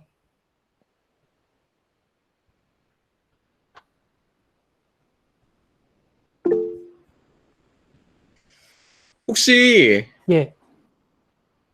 슬라이드, 네, 슬라이드로 제가 띄울게요. 잠시만요. 네, 감사합니다. 예, 잠시만 로딩 중이네요. 잘 나오시죠? 네, 네, 됐습니다. 제가 그냥 읽고 제가 진행을 하겠습니다. 네, 네, 일단은 맨 위에 있는 엔지니어링, 뭐 데이터 엔지니어 말 많이 듣던 직업인데 직업으로 하는 경우에 어떤 식으로 공부하면 좋을까요? 있는 건데, 저도 제가 데이터 엔지니어로서 일을 시작을 한 게 사실 서버 개발자를 하다가 이제 데이터 인력이 없어가지고 이제 하다 보니 몇 년을 하게 된 케이스여서 가장 좋은 거는 일단은 현업을 할 수 있으면 가장 좋은데 어렵네요. 일단은 서버라던가 백엔드 쪽에 대한 이해, 데이터베이스라던가 그러한 거 이해를 충분히 아시고 그 뒤에 구직을 어떻게든 어느 회사든 데이터 엔지니어로 일단 입사를 하시면은 그때부터 바로 배우실 수 있을 거예요. 이게 왜 중요하냐면은 결국에는 데이터라는 게 리얼한 데이터를 봐야 그게 공부가 되지, 뭐 실험실에 있는 데이터라던가 연구실에 있는 데이터라던가 아니면 내가 가상으로 만든 데이터는 볼륨이 작거나 데이터가 풍부하지 않거나 뭐든 하나든 부족하거든요. 그렇기 때문에 일단은 백엔드 기반의 기술을 습득을 하신 다음에 어떤 회사든 일단은 데이터 엔지니어로 취직을 하시는 게 제일 좋지 않을까 생각을 합니다. 답변이 되셨는지 모르겠네요. 그리고 이제 그 다음 단계는 이제 데이터 엔지니어 채용 시장에 대해서 물어보셨는데, 일단은 제가 지금 일본 오기 전까지 데이터 엔지니어랑 서버 개발자로서 면접을 한 50군데를 봤는데 자리는 엄청나게 많아요. 근데 잘하는 엔지니어들은 별로 없더라고요. 저도 일단은 잘하는 엔지니어도 없고, 그리고 또 하나가 문제가 뭐냐면은 데이터 엔지니어를 뽑고자 하는 회사들도 데이터 엔지니어링이 뭔지 몰라요. 그렇기 때문에 데이터 엔지니어 채용 자체에서 어렵고, 일단은 좋은 대우 받고 뭐 이직하기 쉽긴 합니다. 이동도 적당을 하고. 하지만 이제 채용 자체가 이게 개발보다 하나 더 축소되어 있는 분야라 가지고 돌고 해서 뭐라고 해야 하냐. 일단은 자리는 좋습니다. 하지만 취직하기는 좀 어려우실 거예요. 이상입니다. 그리고 세 번째로 이제 데이터 정의에 대해서 물어보셨는데, 이거 같은 경우는 이제 시작은 뭐 보통은 뭐 위키로 한다던가, 뭐 보통은 이제 기획서가 뭐 위키에 있든 문서와 엑셀에 있든 어떻게든 있으면은 기획서 사항에 연동을 해가지고 옆에다가 메시지를 적어놓는 식으로 보통 처음엔 시작을 하고, 저도 지난 회사에서 그런 식으로 시작을 했다가 엑셀 시트가 많이 커졌다가 이제 화면이 너무 많아지니까 그 로깅을 다 일일이 추적을 하기 힘들더라고요. 그래서 그 순간부터는 이제 도구를 만들어가지고 뭐 기획서의 특정 기능과 1대1 매핑되는 뭐 로그를 자동으로 내가 정의를 할 수 있는 툴을 만들어서 그거를 관련 담당자한테 제공을 해주고 저희도 그거를 같이 쓰면서 이제 데이터를 정의를 했습니다. 그리고 밑에 데이터 엔지니어링을 하면서 보람됐던 경험 또는 비즈니스 쪽에서 곤란했던 요구사항들이 어떤 것이 있었는지 궁금합니다. 라는 질문을 주셨는데, 일단은 보람됐던 경험은 일단은 엔지니어링적인 그냥 단순히 그냥 데이터도 모르겠고 그냥 개발적으로만 얘기를 해보면은 진짜 큰 데이터를 진짜 단시간에 처리를 해냈을 때 희열? 왜냐면은 이게 맨 처음에 제가 슬라이드에서 말씀을 드렸다시피 이게 데이터 조직이라던가 데이터를 하는 게 사실 이게 다 비용이거든요. 그래서 그 비용 데이터가 돈은 아직 못 벌어다 주고 비용 아끼는 것만 해도 천만다행이기 때문에 그 비용을 아꼈을 때 막 하루에 원래 이제 하루에 돈은 데이터 엔지니어링 비용이 뭐 하루에 $200였다가 그 중에서 뭐 10%, 20%를 줄였다. 그러면은 이제 그게 한 달이면 얼마고 1년이면 얼마고 그런 거 줄였을 때 또 있었고 뭐 엔지니어링 그런 거 비즈니스 쪽으로 이제 요구사항들 받았던 것 중에는 이제 뭐가 있을까? 지난 회사에서 있던 경험인데 유저가 왜 우리 앱을 쓰는지 모르겠다라는 그냥 말 그대로 그런 요구를 받아가지고 그 유저들을 분석을 하는 내용들이 있었거든요. 이거는 다 통합적인 거라 그런데 뭐 해서 우리 그 유저가 일단은 어떠한 유저인지 파악을 하기 위해서 시공간 좌표 같은 걸 만들어가지고 이 유저가 특정 시간에 특정 좌표 구역에 등장을 했다. 근데 그 좌표 구역이 뭐 평일 낮 시간에 몰려 있다가 주말에는 딴 데로 가고 근데 그 좌표가 뭐 대학교였다. 그러면은 이 사용자들을 충분히 대학생이라고 의심을 할 수 있잖아요. 뭐 그런 식으로 해가지고 우리 유저들은 뭐 대학생들이 많이 쓰는 것 같아. 그런 거를 현업에 알려주면은 현업들이 실제로 이 데이터를 가지고 한번 다시 가서 확인을 해보니 실제로 대학생이 있을 때 그 쾌감? 뭐 그런 것들이 이제 데이터를 직접 보면서 재밌었던 것 같고요. 실제로 업무를 하실 때 어떠한 서비스 시스템을 가장 많이 사용하셨나요? 로그 관련 시스템, 뭐 데이터 분석, BI, 뭐 DB 이렇게 얘기를 해주셨는데 일단은 로그 관련돼서는 정의 일단 빼고 수집이나 이런 거는 사실 한번 파이프라인을 든든하게 만들어 두면은 웬만하면 수정할 일이 없고요. 이제 다만 이제 분석을 해야 하는 경우가 이제 되게 많아가지고 그 분석을 하기 위한 데이터 가공과 BI 저는 제가 화면을 그린 비중이 거의 없었는데 화면을 그리는 경우도 있었고 아니면은 보통은 이제 분석가들이 컴퓨터공학 전공자가 아니어가지고 모를 만한 데이터들이 몇 개 있거든요. 그러한 데이터들은 저희가 분석을 해서 제공을 하기도 하고 여기서 말하는 그러한 데이터들은 이제 어뷰징한 액세스에 대한 것들 유저의 어뷰징한 행태에 대해서 캐칭 뭐 아니면은 뭐 API 단위 뭐 특정 메소드 단위에 대해서 어뷰징이 있는 경우에는 그런 거는 보통 일반적인 분석가들은 몰라가지고 개발자들이 분석을 해야 하거든요. 그래서 대부분은 이제 데이터를 보는 일이 많았던 것 같아요. 그래서 밑에 질문과 같이 설명이 되겠네요. 정의, 로깅, 수집, 정제 중 어떤 업무의 비율이 많냐고 하시면 정제가 거의 대부분입니다. 앞에 정의, 로깅, 수집은 한번 만들어두면 거의 손댈 일이 없거든요.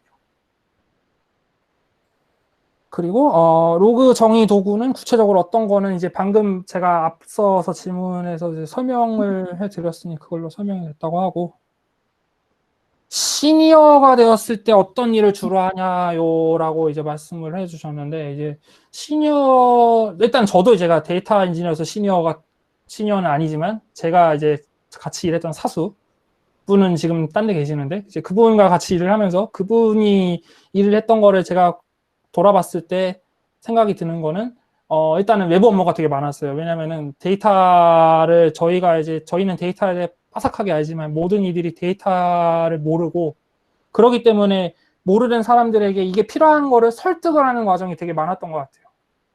그래서 엔지니어링으로서는 사실 기억이 안 나서, 일단은 데이터가 왜 필요한지 그거를 설득을 해서 이거를 남겨야 하는 그 과정에서 시니어의 역할이 되게 컸던 것 같아요. 일단은 답변이 잘 됐나 모르겠고 죄송합니다. 사실 지표 관련돼서는 엔지니어는 정의나 구현 쪽에 신경을 쓰게 되지 않나요? 실제적으로 분석이나 지표 향상을 위한 기한은 기획자가 담당하는 게 일반적이니까요 라고 말씀을 해주셨는데, 이게 데이터에 대한 이해가 없는 기획자라던가 그런 사람들은 뭐를 봐야 할지도 모르는 경우가 태반이기 때문에, 그럴 경우에는 이제 나중에 가서야 이거 보고 싶은데 이거 볼 수 있어요? 라고 질문 들어왔을 때 로그 안 남겨서 모르겠는데요? 이런 상황이 나오면 또 문제가 되잖아요. 그래서 아예 처음부터 관여를 해서 들어가는 경우가 있고, 그래서 바로 위에 시니어가 되면 어떤 일을 하냐고 했을 때 제가 설득을 하는 과정이라고 했는데, 이 설득을 하는 과정에 방금 제가 말한 내용도 포함이 된다고 봅니다.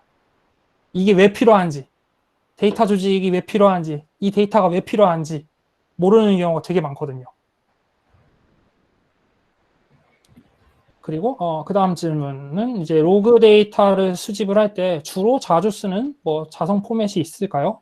어떤 식으로 정제하든 유연히 대응할 수 있다, 이런 포맷이 있으면 궁금합니다 라고 해주셨는데, 데이터 같은 경우는 이 포맷이라고 해야 하나, 파일 포맷을 중요한 게 아니고, 일단은 가장 흔히 쓰는 형태는 제이슨 형태를 많이 쓰고요. 그러니까 키밸류 형태의 자료 구조를 많이 쓰고, 왜냐면은 이제 그럴 경우에 이제 그냥 키만 비치면은 데이터를 계속 추가를 할 수 있기 때문에, 이제 나중에 스키마 변경이라던가 데이터 추가라던가 그런 거에서 되게 유연하게 대응을 할 수 있거든요.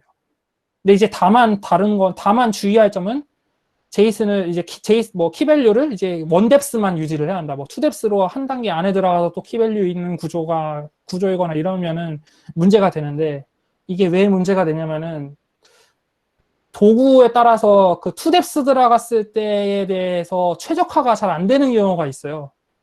예를 들면은 앞서 제가 이 발표 자료에 보면은 AWS 얘기를 설명을 해드렸는데, AWS의 요 아테나라는 친구가 있는데, 아테나라는 친구가 파케이라는 이제 컬럼형 자료 구조의 파일 시스템을 제공을 하고 있거든요. 그래가지고 이게 어떤 내용이냐면은, 보통 파일을 읽을 때 줄 단위로 읽는 게 아니라 컬럼 단위로 읽기 때문에, 내가 만약에 특정 컬럼의 데이터만 필요하면은 그 컬럼에 있는 데이터만 액세스를 해가지고 액세스를 하기 때문에 파일을 읽는 사이즈 자체가 줄어들기 때문에 그걸로 이제 시간을 많이 버는데, 투뎁스로 이 아테나라는 친구가 이러한 데이터에서만 이 안에서의 뎁스가 들어가는 데이터에 대해서는 최적화를 전혀 해주지 못하더라고요. 그래가지고 그리고 이 스키마 자체 자료 구조가 큰 경우에는 그 스키마 구조를 유지하기 위한 메모리가 또 크기 때문에 메모리가 부족하는 상황이 발생을 할 수 있거든요. 그렇기 때문에 최대한 간단하게 그냥 키밸류로 원뎁스로 해주시면 좋을 것 같습니다. 인 거고, 그 다음 질문은 데이터 엔지니어랑 협업을 같이 할 때 주변 엔지니어들이 알아줬으면 좀 더 협업하기 좋을 텐데 라는 부분이 있나요? 라고 이제 말씀을 해주셨는데, 그냥 이거는 진짜 제 개인적인 의견인데, 그냥 데이터에 대한 단순히 구현뿐만 아니라 데이터에 대해 본인이 구현하고 있는 이 서비스의 데이터가 어떻게 남을지에 대한 생각을 한 번씩이라도 더 해줬으면 좋을 것 같아요. 단순히 기능이 돌아가네 끝이 아니라, 이 돌아가는 기능의 데이터가 실제로 어떻게 남겨지느냐. 그게 되게 중요하거든요. 이게 뭐 포맷이 중요할 수도 있고, 아니면 그 데이터가 어떤 의미를 가지고 있는지, 의미일 수도 있고, 그런 거에 대해서 한 번 더 생각을 해줬으면 일이 덜어지더라고요. 일단은 그렇고, 하둡을 이용한 데이터 처리에 대해 어떻게 생각을 하시나요? 대체 혹은 더 좋다고 느끼신 파이프라인이 있나요? 라고 말씀을 해주셨는데, 사실 이 바닥은 다 하둡 베이스여서 제가 그 이상 제가 지식이 부족한지라 하둡 이외의 것은 생각을 딱히 해본 적은 없는데, 근데 이제 대신에 요즘 라이브러리들의 추세들이 무거운 하둡 쪽에서도 이제 무거운 친구들을 이제 다 걷어내는 것들을 하고 있거든요. 그래가지고 하둡은 이제 껍데기만 남았다고 생각하셔도 좋을 것 같아요. 뭐 최근에 예를 들면은 최근에 하나 기억나는 거는 아파치 카프카가 이제 주키퍼를 이제 제거를 하는 것들도 있고, 스파크 같은 경우도 2.3 버전부터 이제 쿠버네츠 클러스터에서도 이제 돌아간다던가 여러 가지가 있기 때문에 다들 이제 하둡을 떼려고 노력을 하고 있고 해서 지금 쓰시는 라이브러리들이 뭔지 모르겠지만 아마 계속 쓰시면 될 것 같고요. 그 다음 질문, 마지막이네요. 오늘 좋은 개념 설명 감사합니다. 현업에서 엄청 결핍된 부분인데도 이 부분에서 포지션을 하기 위해 입문을 위한 좋은 가이드가 있으면 알려주시면 감사하겠습니다. 라고 하셨는데, 이거 같은 경우는, 보통 이제 클라우드 업체들에서 많은 걸 제공을 해주고 있더라고요. 이거는 제가 따로 준비를 해둔 건데, 밑에는 이제 GCP에서 쓸 때 이런 식으로 써라. 아니면은 밑에는 이제 애저에서 자기네들이 이런 거 제공하라니 써라. 이런 식으로 돼 있거든요. 그래서 클라우드 업체들이 장사를 열심히 하려고 문서를 이쁘게 써놨어요. 그래서 그 문서에 있는 개념적인 부분을 하나하나씩 이해하셔도 충분히 도움이 될 거라고 봅니다. 그리고 밑에 있는 애들 제가 이름을 몇 개 적어놨는데 얘네들 이제 대표적인 오픈소스 라이브러리들이 있기 때문에 얘네들이 이제 어떠한 기능을 제공을 하고 있는지 이해를 한번 해보시면은 될 것 같아요. 제가 보면 스파크는 이제 분석을 하는 분산 처리 라이브러리고, 메시지 큐고, 스트리밍 하는 거고, 이제 큐브 형태의 데이터 자료 구조를 얘기해 주는 거고, 자료 에어플로우라고 이제 워크플로우를 해주는 거고, 쿠디가 뭐더라? 쿠디는 이제 로우 단위로 어펜드 해주는 거고, 제플린 같은 경우는 이제 분석이고, 스쿱은 DB에서 퍼오는 친구고, 파키나 ORC는 자료 구조고, 에로 같은 경우는 분산 처리할 때 시리얼라이즈, 디시리얼라이즈가 계속 라이브러리 바뀔 때마다 도니까 그거 줄이려고 없애는 거고, 레인저 같은 경우는 오디팅 정도를 할 때 쓰는 거고, 프레스토는 분석용 쿼리 알릴 때 쓰는 거고, 주피터고 해서 오픈소스들이 되게 많거든요. 그래서 오픈소스들 다 공부하시면 좋을 것 같아요. 죄송합니다. 설명이 부족했네요. 많이. 그리고 질문이 계속 들어오네요. 경우에 따라 다르겠지만 일단 생각 없이 구축한다면 추천할 만한 아키텍처가 무엇이 있나요? 라고 말씀을 해주셨는데, 일단은 실시간적인 것들은 일단 싹 배제를 하시고 그냥 DB에 보통 우리가 히스토리 형태로 남기는 것들이 있으니까 그거부터 시작을 해서 하나하나씩 확장을 해가시는 게 좋을 것 같아요. 아까 처음에 아니지. 중간에 질문 나왔던 것 중에 보면은 정의 로깅 수집 정제 중 어떠한 게 업무 비중이 많나요? 라고 했을 때 제가 정의 로깅 수집은 한 번 해두면 끝난다라고 하잖아요. 한 번 해두면 이제 할 일이 없다라고 제가 표현을 했는데, 처음에는 그거 하는 것 자체가 너무 일이 방대하거든요. 근데 보통 이제 일반적으로 웹 서비스, 모바일 서비스를 한다고 쳤을 때 백엔드 서버가 있고 데이터베이스 MySQL이든 뭐든 있으니까 그 친구들에서 데이터를 가져와서 처리하는 거. 사실 데이터가 MySQL 한 대에서 돌아가는 정도면은 뭐 앞서 말한 EMR이라던가 스파크도 필요 없거든요. 그냥 MySQL 한 대 더 복제해가지고 그 MySQL에서 분석하는 것만 해도 되는 거여서 이러한 도구까지 굳이 필요 없고요. 그리고 그래서 다시 말씀드리면은 데이터 아까 맨 처음으로 다시 돌아가면은 비즈니스 스케일에 따라서 집중하고 갖춰야 할 부분이 다 다르고 처음부터 모든 걸 할 필요가 없기 때문에 그때그때 필요한 상황에 맞춰서 기능을 도입을 하시면 될 거예요. 보통 이제 작은 거는 뭐 스파크도 필요 없고 DB 한 대로 다 끝나는 거니까. 그래서 필요하신 데이터 규모에 맞춰서 판단을 해주시면 되겠습니다. 그리고 대용량 처리 면에 있어서 성능 좋은 DB를 추천한다면이라고 질문을 주셨는데 제가 DB는 잘 몰라가지고 이 답변을 드리기가 좀 어렵네요. 이게 스파크라던가 이런 친구들은 데이터베이스를 사용을 하는 게 아니라 다 메모리 처리, 인메모리에서의 분산 환경에 의해서 계산을 하고 있는 로직이어서 성능이 좋은 데이터베이스가 무엇을 얘기하는 건지 모르겠고요. 보통 이제 뭐 OLAP-DB라던가 OLTP-DB라던가 OLAP-DB라던가 이제 보통 그런 식으로 얘기를 하는데 그거는 어디냐? AWS 같은 경우는 분석용 DB로 뭐 데이터 웨어하징이라고 레드시프트라고 뭐 이런 식으로 제공을 하고 있고 하는데 저도 잘 모르겠네요. 일단은 뭐 클라우드 회사에서 제공을 할 테니까 일단은 찾아보시고 좋은 걸 고르시면 될 것 같습니다.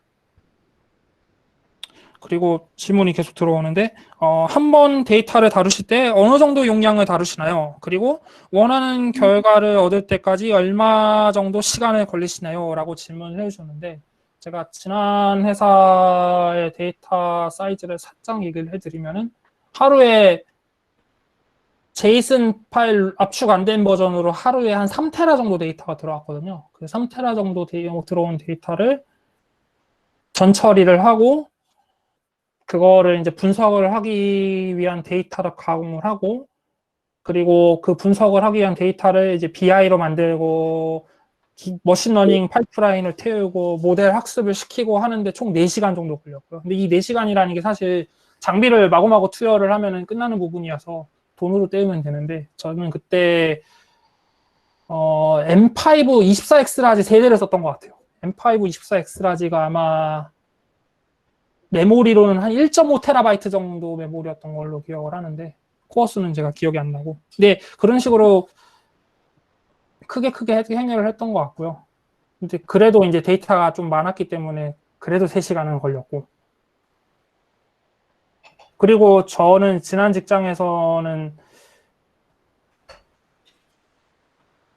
실시간은 거의 없어가지고 대부분 배치 처리를 했던 거라 그 데이터가 전부 다이고요.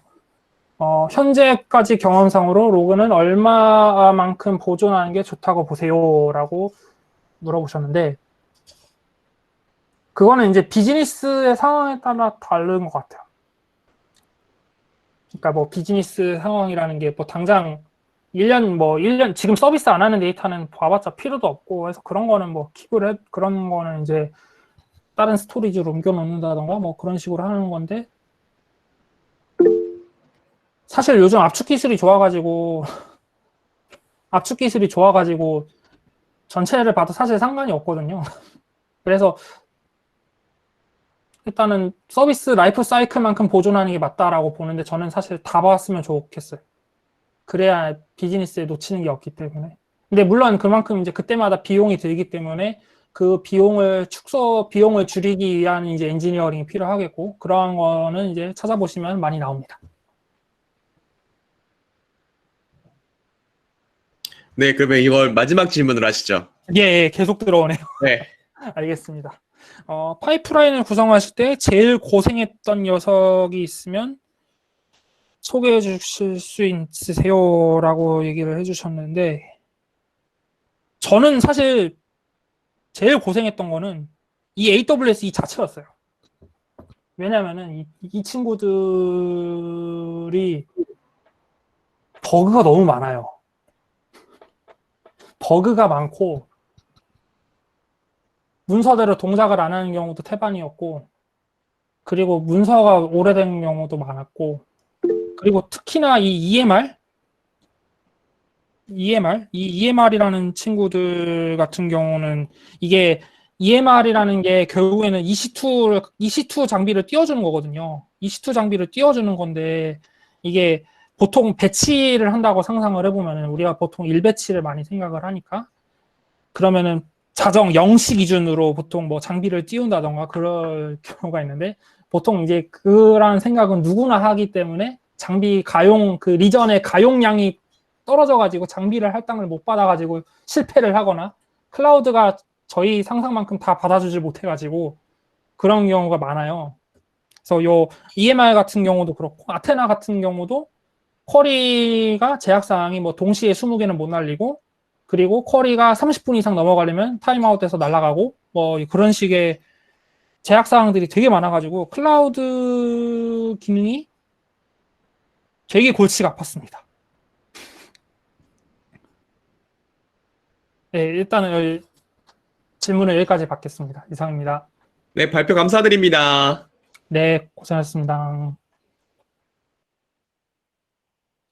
네, 발표 준비해 주셔서 감사합니다.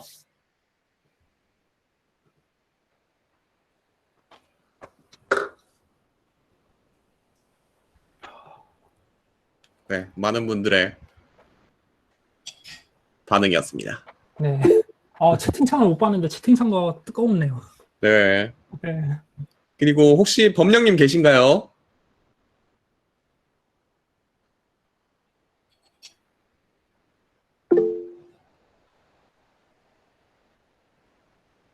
범령님 그러면 발표 지금 가능하세요?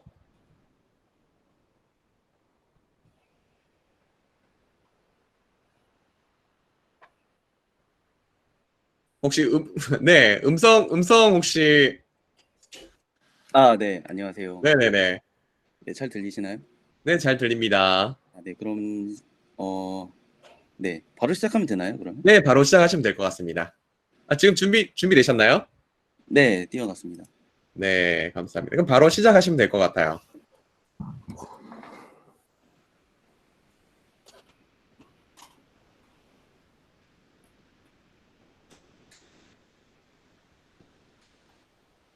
화면이 잘 나가고 있나요? 그것만 좀 확인. 네. 네, 나오고 있습니다. 하고 있습니다.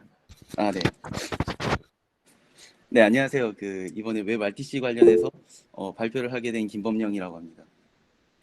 이번 발표에서는 중점적으로는 일단은 제가 과거에 웹 RTC를 하게 되면서 굉장히 좀 힘들게 겪었던 일들을 공유를 하면서 혹시나 웹 RTC를 시작하시는 분들에게 조금이나마 도움이 되고자 혹은 웹 RTC가 뭔지 들어보지 못하셨던 분들에게 그냥 소개하는 그런 마음으로 준비하게 됐습니다. 그리고 이 발표 내용이 대체적으로 그 미디어 스트리밍 관점에서 좀 말씀드리는 게 많다 보니까 그거는 좀 양해를 부탁드리겠습니다. 네, 순서입니다. 순서는 웹 RTC가 뭔가요? 그리고 아이스 캔디데이트라는 개념이 있고, 그다음에 웹 RTC가 어디서 좋은지, 미디어 스트리밍 관점에서 어떤 게 좋은지, 그리고 웹 RTC가 뭐 때문에 나쁜지, 그리고 요즘 들어서 어디에서 쓰이고 있는지, 그리고 간단한 데모, 그리고 질문 받는 순서로 진행을 하겠습니다. 네, 웹 RTC가 뭔가요인데요.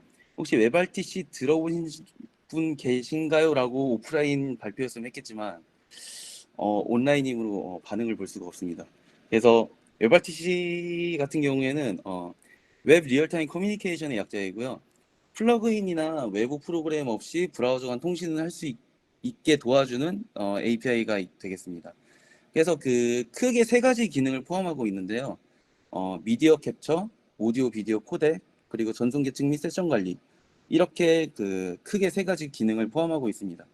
미디어 캡처 같은 경우에는 지금 제가 말씀을 드리고 이 화면을 보고 계시는 것과 같이 영상을 캡처를 하고 마이크를 받아주는 것이고, AV 코덱 같은 경우에는 이 음성과 영상 데이터를 받아서 통신 가능하고 파일로 만들 수 있는 코덱으로 인코딩을 하고요. 그 다음에 받는 입장에서도 디코딩을 통해서 화면에 뿌려주고 스피커에다가 음성을 쏴주는 역할을 하겠습니다. 그리고 전송 계층 및 세션 관리는 이제 실질적으로 브라우저 간 통신을 할 때 사용되는 기능이라고 생각하시면 될 것 같아요.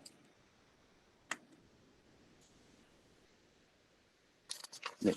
그다음 미디어 캡처 관련인데요. 이 화면은 크롬을 오늘 그 고금특이 미트 구글 미트를 통해서 진행되는데 크롬을 쓰신 분들은 한 번씩 보셨을 거예요. 그래서 브라우저에서 마이크와 카메라 사용 권한을 요구하는 팝업 창인데요. 이처럼 그 웹RTG를 통해서 카메라 마이크 접근할 때 이런 식으로 그 권한을 요청을 하게 됩니다. 그리고 인코딩 및 디코딩 코덱인데요. 브라우저마다 사용 가능한 코덱이 조금씩 다릅니다. 물론 브라우저마다 영상과 음성 각각 2개 이상의 코덱은 가지고 있는데 이게 미묘하게 어디에는 있고 어디에는 없고 이런 그 약간의 차이는 존재합니다. 그래서 영상 같은 경우에는 대체로 H264, VP8, VP9 이 세 가지 코덱을 주로 지원을 하고 있고요. 음성 같은 경우에는 OPUS, G711, G7이라고 하는 저도 웹RTC 하면서 처음 보게 된 이런 음성 코덱을 지원을 하고 있습니다. 의외로 MP3는 지원 안 하더라고요. 그리고 다음입니다. 전송 계층 및 세션 관리인데요. 이거는 이제 각 브라우저가 실질적으로 통신을 할 때 사용하는 기능이 되겠습니다. 그 그림은 이제 이상적인 경우 브라우저가 서로 다른 브라우저가 각각 그 통신을 직접 할 수 있는 매우 우리 모두가 해피한 이런 상황을 전제로 해서 그려진 그림이고요. 하지만 현실은 NAT라던가 방화벽, 기타 등등등 때문에 직접적으로 통신할 수가 없습니다. 그래가지고 제가 맨 처음에 말씀드린 거는 이제 브라우저와 브라우저 사이에 직접적인 통신을 하는 게 웹RTC다라고 말씀을 드렸지만 실질적으로는 좀 중계 서버가 필수적으로 필요합니다. 그래서 그거에 대한 자세한 내용은 다음 슬라이드에서 설명을 드리겠습니다.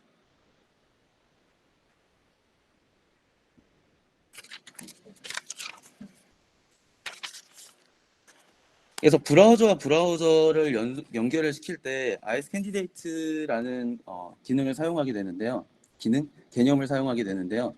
ICE라는 거는 대화형 연결 설정이라는 거의 약자가 되겠습니다. 그래서 주 목적은 두 피어 간 연결을 위해 사용이 되는데 아까 말씀드렸던 코덱 같은 경우에는 이제 서로 사용할 수 있는 코덱을 사용해야 되고 그래서 연결하기 전에 서로 이제 사용 가능한 코덱이 뭐다라고 그런 메시지를 주고받으면서 확인을 하고 그거 공통점을 찾아서 통신을 하게 됩니다.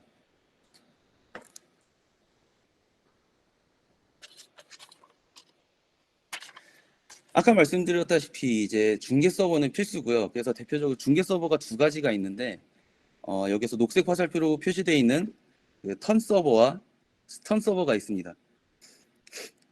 그래서 이제 스턴 서버 같은 경우에는 이제 각 피어 외부에서 각 피어가 어떤 네트워크로 어떤 주소로 보이는지를 확인시켜주는 게 스턴 서버고요.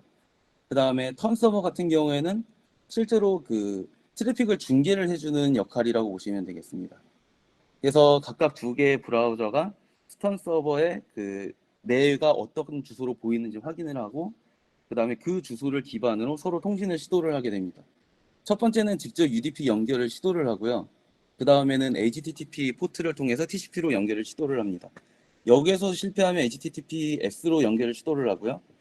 여기까지 실패를 하면은 중계 턴 서버를 통해서 이제 통신을 시작하게 됩니다. 근데 이제 스턴 서버 같은 경우에는 공개된 스턴 서버가 꽤 많습니다. 뭐 구글 거라던가 모질라 거라던가 가 있어서 그냥 마음 자유롭게 쓰셔도 되는데 턴 서버 같은 경우에는 이제 실제로 미디어 중계가 일어나다 보니까 트래픽이 걸리고 그래서 뭐 공개적으로 쓰라고 오픈된 건 없더라고요. 그래서 코턴이라는 오픈소스 프로그램을 써봤고요. 그래서 그걸 통해서 한번 만들어봤던 거는 조금 이따 데모를 통해서 한번 보여드리겠습니다.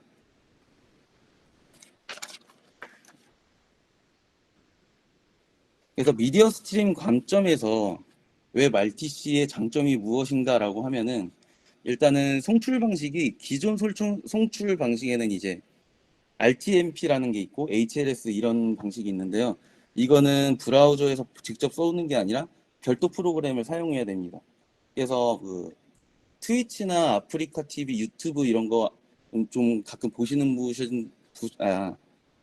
분들은 잘 아시겠지만 OBS라는 방송 송출용 프로그램이라던가 엑스스플릿 이런 프로그램들을 활용해야만 방송을 쏠 수가 있어요. 그리고 근데 웹RTC는 브라우저에서 바로 미디어를 캡처를 해서 정보를 쏠 수 있다는 장점이 있습니다. 그리고 기존 송출 방식 같은 경우에는 실제로 방송하는 사람과 방송을 보는 사람 사이 딜레이가 15초에서 30초 정도가 딜레이가 생깁니다. 그에 반해서 웹RTC 같은 경우에는 1초 미만의 딜레이로 방송을 볼 수가 있어요. 그래서 이게 뭐가 장점이냐라고 생각하시는 분도 있을 수 있는데 이거 같은 경우에는 이제 방송하는 사람들이 채팅을 보면서 이제 거의 실시간처럼 이제 소통을 하고 거의 실시간처럼 소통한 결과를 자기가 어떻게 방송을 하느냐에 반영을 시킬 수 있기 때문에 스트리밍 쪽에서는 굉장히 큰 장점으로 생각이 되고 있습니다. 그리고 트래픽 같은 경우에는 이제 웹RTC 같은 경우에는 브라우저 간 트래픽이 많고 그에 반해 기존 송출 방식은 서버를 직접 쏘고 서버가 뿌려주는 방식이 되기 때문에 트래픽이 집중됐다는 점이 있습니다. 그리고 그 브라우저 간 트래픽이지만 아까 말씀드렸던 것처럼 접속이 다 실패하면 턴 서버라고 하는 그 중계 서버를 통하게 되는데 어떤 블로그에서 보니까 턴 서버를 통해서 통신을 하게 되는 트래픽 양이 전체의 한 30% 정도가 된다고 합니다. 뭐 의외로 좀 적은 수치였어요, 개인적으로. 멈췄다. 네. 어, 네, 그다음 제가 느낀 웹RTC의 단점입니다. 제일 큰 단점은 브라우저별로 써야 되는 코드가 다릅니다. 이거는 2020년 1월 기준이고요. 지금은 어떻게 됐을지 모르겠어요. 근데 그때 당시에는 다른 코드가 필요하고요. 제가 했던 거는 이제 파이어폭스와 크롬에서는 돌아가는데 사파리에서는 반응을 안 해요. 그래서 좀 애매했던 적이 있습니다. 그리고 이거를 훨씬 뛰어넘는 힘든 점이 있었는데요. 네, 배울 자료를 찾기가 굉장히 힘듭니다. 이거는 웹RTC 자체뿐만이 아니라 그 외의 지식도 필요한데 예를 들어서 P2P 네트워크에 대한 지식 그리고 S턴 그리고 턴이라는 그 중계 서버 혹은 서버에 대한 지식이 필요하고요. 그 다음에 보통 도큐멘트나 이런 거에서는 잘 설명이 돼 있긴 한데 대부분의 샘플 코드와 도큐멘트가 로컬호스트에서 같은 웹페이지에서 동작하는 걸 전제로 된 코드가 거의 다였어요. 그래서 실제로 내가 서버를 올려서 내 친구들과 내가 통신을 하고 싶다.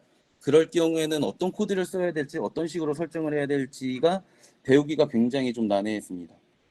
그리고 세 번째로는 두 버전 샘플 코드가 많습니다. 이게 그 밑에 있는 것과 비슷하게 2014년 구글에서 웹RTC 소개 발표가 좀 있었습니다. 그때 전후로 해서 책이라던가 아니면은 샘플 코드 혹은 도큐멘트 이런 게 굉장히 많이 그 공개가 됐었는데요. 그 이후로 지금 6년이 지났는데 그거에 대한 업데이트판은 좀 없습니다, 많이. 예, 책은 2019년에 하나 나온 걸 봤는데요. 재고가 없어서 못 샀습니다. 그것도 영어고요. 네. 그리고 1대1 그 샘플 코드가 전부 다 1대1 통신을 전제로 해서 만들어진 코드가 많습니다. 그래서 1대 그 그러니까 다수의 사람이 한꺼번에 화상회의를 하는 걸 만들고 싶다라고 했을 때 어떤 식으로 구현을 해야 되는지에 대해서는 못 찾았어요. 그래서 이게 배울 자료를 찾기 힘들다가 제일 큰 단점이었습니다. 그래서 웹RTC가 요즘 어디서 쓰이지라고 궁금해하실 분들이 있으실 텐데요. 지금 고군분투기가 진행되는 구글 미트 그리고 구글 행아웃 여기에서 이제 웹RTC를 사용하고 있고 페이스북 메신저도 지금 웹RTC 사용하고 있고요. 디스코드와 아마존 화상회의 툴에서도 현재 사용하고 있다고 합니다. 의외로 그 미디어 스트리밍 쪽에서도 사용하는 줄 알았는데 생각보다 안 쓰고 있더라고요. 이것도 좀 살짝 의외였습니다. 네, 그 다음에 데모인데요. 사파리에서 안 돕니다. 그리고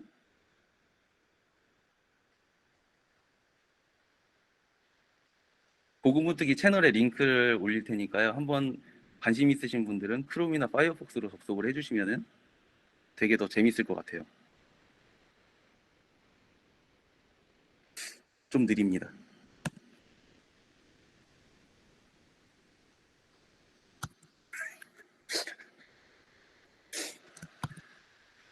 네, 지금 제가 화면 두 개를 띄워놓은 상태고요. 여기서 콜 버튼을 누르면은 통화를 할 거예요. 그래서 여기 두 개 창이 있죠. 그래서 콜 버튼을 누르면 막 들어오고 계십니다. 네, 막 들어오고 계세요. 근데 얘가 네, 안녕하세요. 그 소리는 안 들리실 거예요. 그 소리는 꺾고 영상만 나가는 걸로. 네, 네, 재밌죠? 재밌습니다.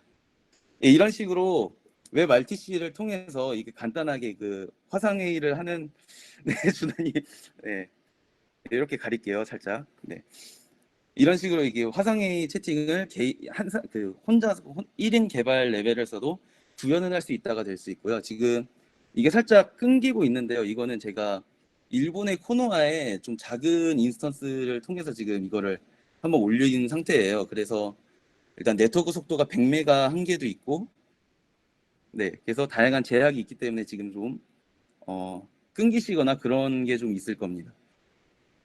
그래서 굉장히 쉽게 이런 서비스를 만들 수도 있다라는 게 웹RTC의 장점이 되겠습니다. 일단 전 끊겠습니다.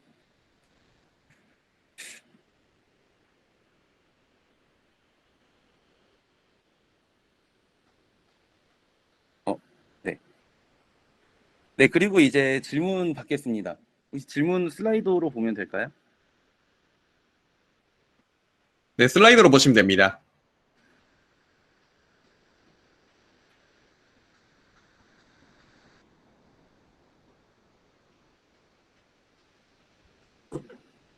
자, 여러분들 많은 질문해 주세요. 그리고 범령님 잠은 자다 마시면 됩니다. 일단 위에서부터. 네. 스케일아웃은 어떻게 가능한가요? 확장성이 궁금합니다. 근데 브라우저와 브라우저 대 통신이기 때문에 브라우저 대 브라우저 레벨에서는 스케일아웃 할 게 없습니다. 스케일아웃이 필요한 부분이라고 하면은 아까 말씀드렸던 에스턴 서버와 턴 서버 두 가지가 있겠는데요.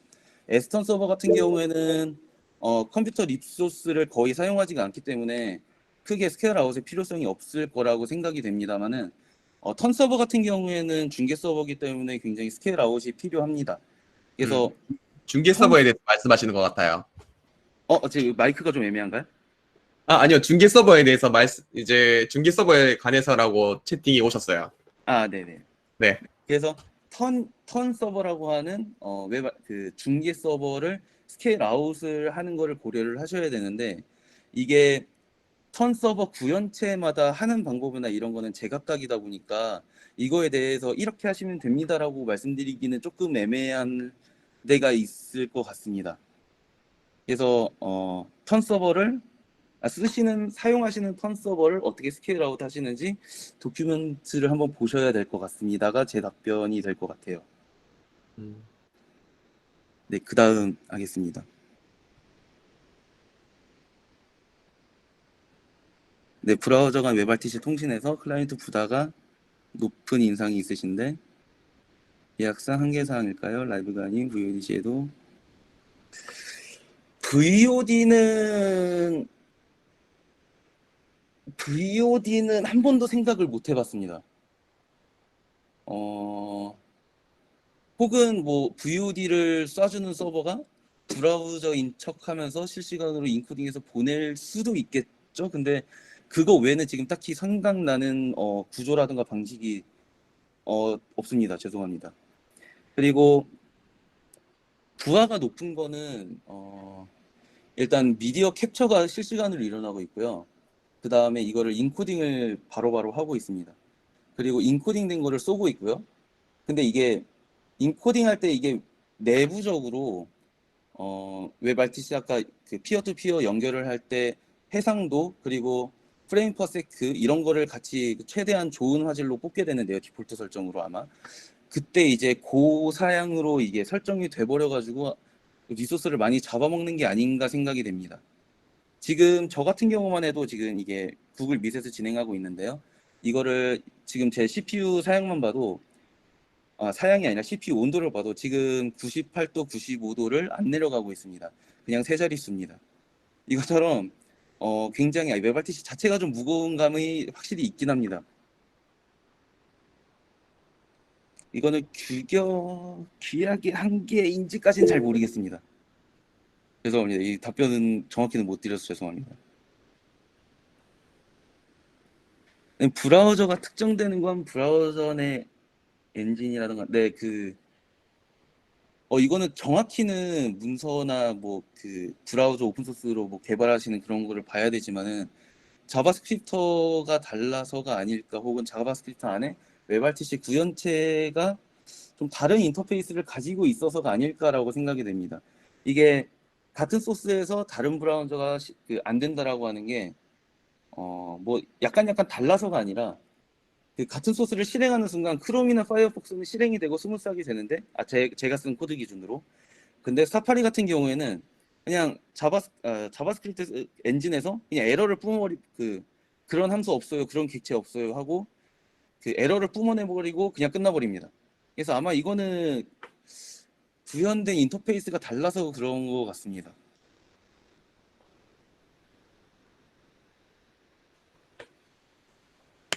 잘 구현한 서비스 일괄로 제공하는 곳. 이거는 와우자 API? 와우자 스카이웨이. 스카이웨이라는 어플리케이션이 있다는데요. 그게 웹RTC를 잘 구현한 서비스라고 합니다. 중계 서버 관련해서는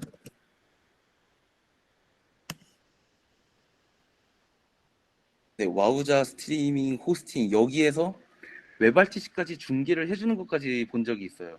근데 얘 같은 경우에는 지금 유료 소프트웨어이기 때문에 실제로 써본 적은 없습니다.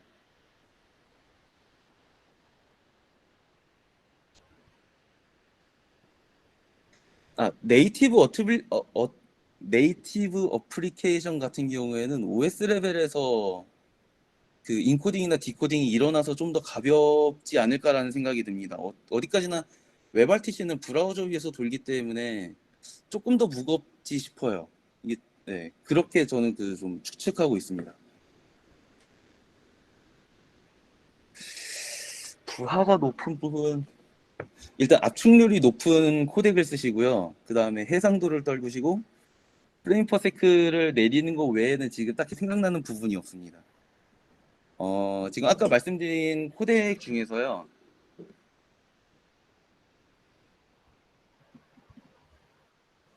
코덱 어디 갔지? 여기서 영상 같은 경우에는 H264, VP8, VP9 이렇게 세 가지를 가장 많이 쓰는 코덱으로 소개를 시켜드렸는데요. 여기서 VP9 같은 경우가 제일 압축률이 높고 제일 화질이 좋은 걸로 알고 있습니다.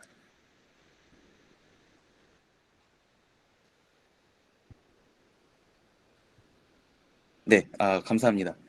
질문 더 이상 없으신 것 같으네요. 지금까지 발표 들어주셔서 감사합니다. 네, 김범용이었습니다. 네, 발표해 주셔서 감사합니다.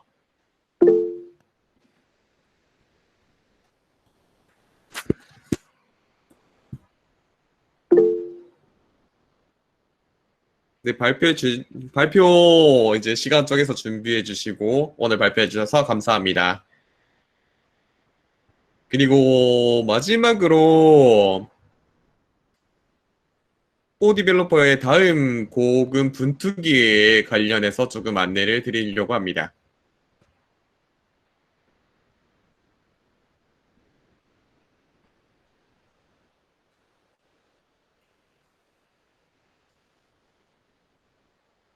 지금 화면 보이시나요? 네, 감사합니다. 이제 저희 고군분투기 발표자 모집에 대한 안내를 잠깐 하려고 합니다.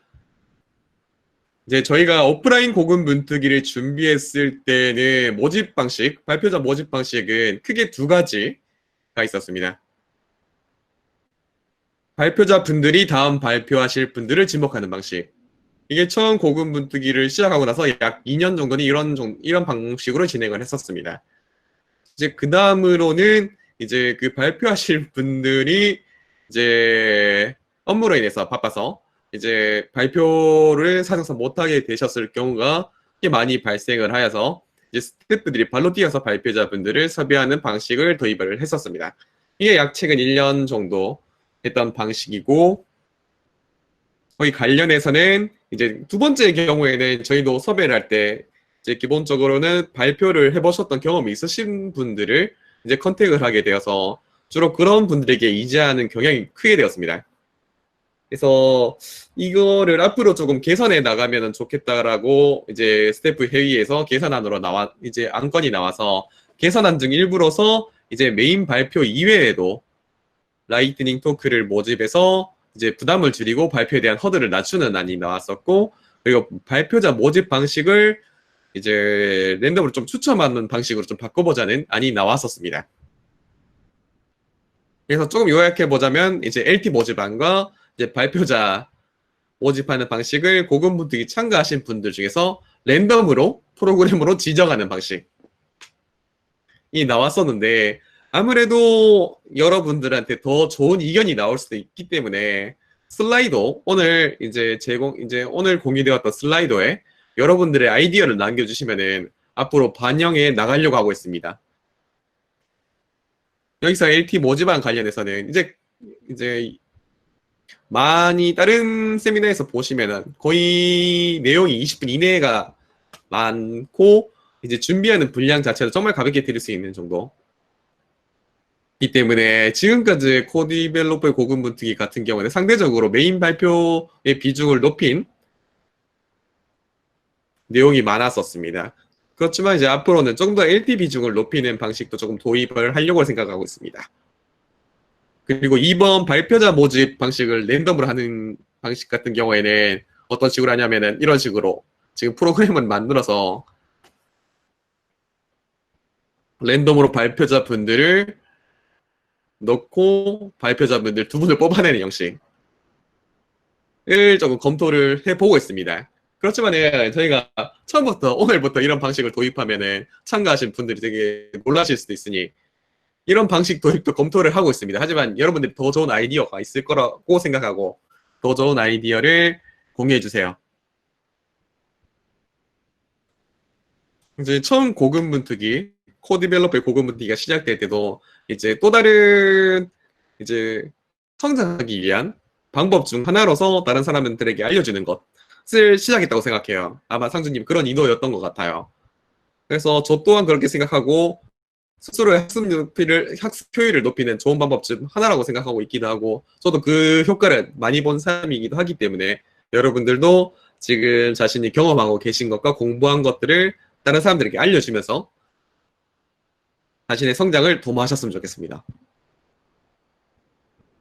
네, 마지막으로 이제 고급문뜨기에 관심을 가져주시고 지금 참가하고 계신 여러분들이 고급문뜨기를 자유롭게 참가하실 권리가 있습니다. 지금 발표 도전해보세요. 자유롭게 스태프에게 신청해 주시면 되고, 저희가 지금까지 너무 그 발표자 분들에 대한 이제 피드백이라든가 어워드 같은 게 좀 부족했지 않나 라는 생각이 들고 해서 이제 스태프들이 가지고 있는 여러 가지 물품들을 가지고 여러 가지 물품들도 있고, 이제 연말에 발표자분들 대상으로 한 어워드도 기획을 하고 있습니다. 그래서 여러분들이 적극적인 참여를 해주셔서 스스로의 성장과 커뮤니티의 성장을 같이 해주세요. 오늘도 참가해주신 여러분들 감사드리고 앞으로도 많은 참여 부탁드립니다. 감사합니다.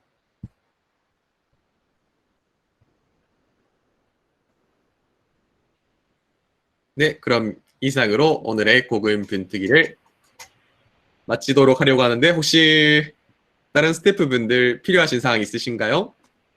긴 시간 참가 감사합니다.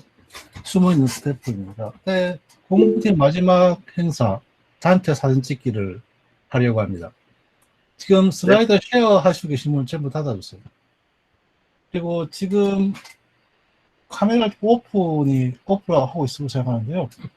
오늘 하시고 각자 화면 캡처를 하셔서 올려주세요. 참가분도 전원이 나오는 게 아니기 때문에 각자 캡처 하셔가지고 올려주시면은 전부 반영되지 않을까 합니다.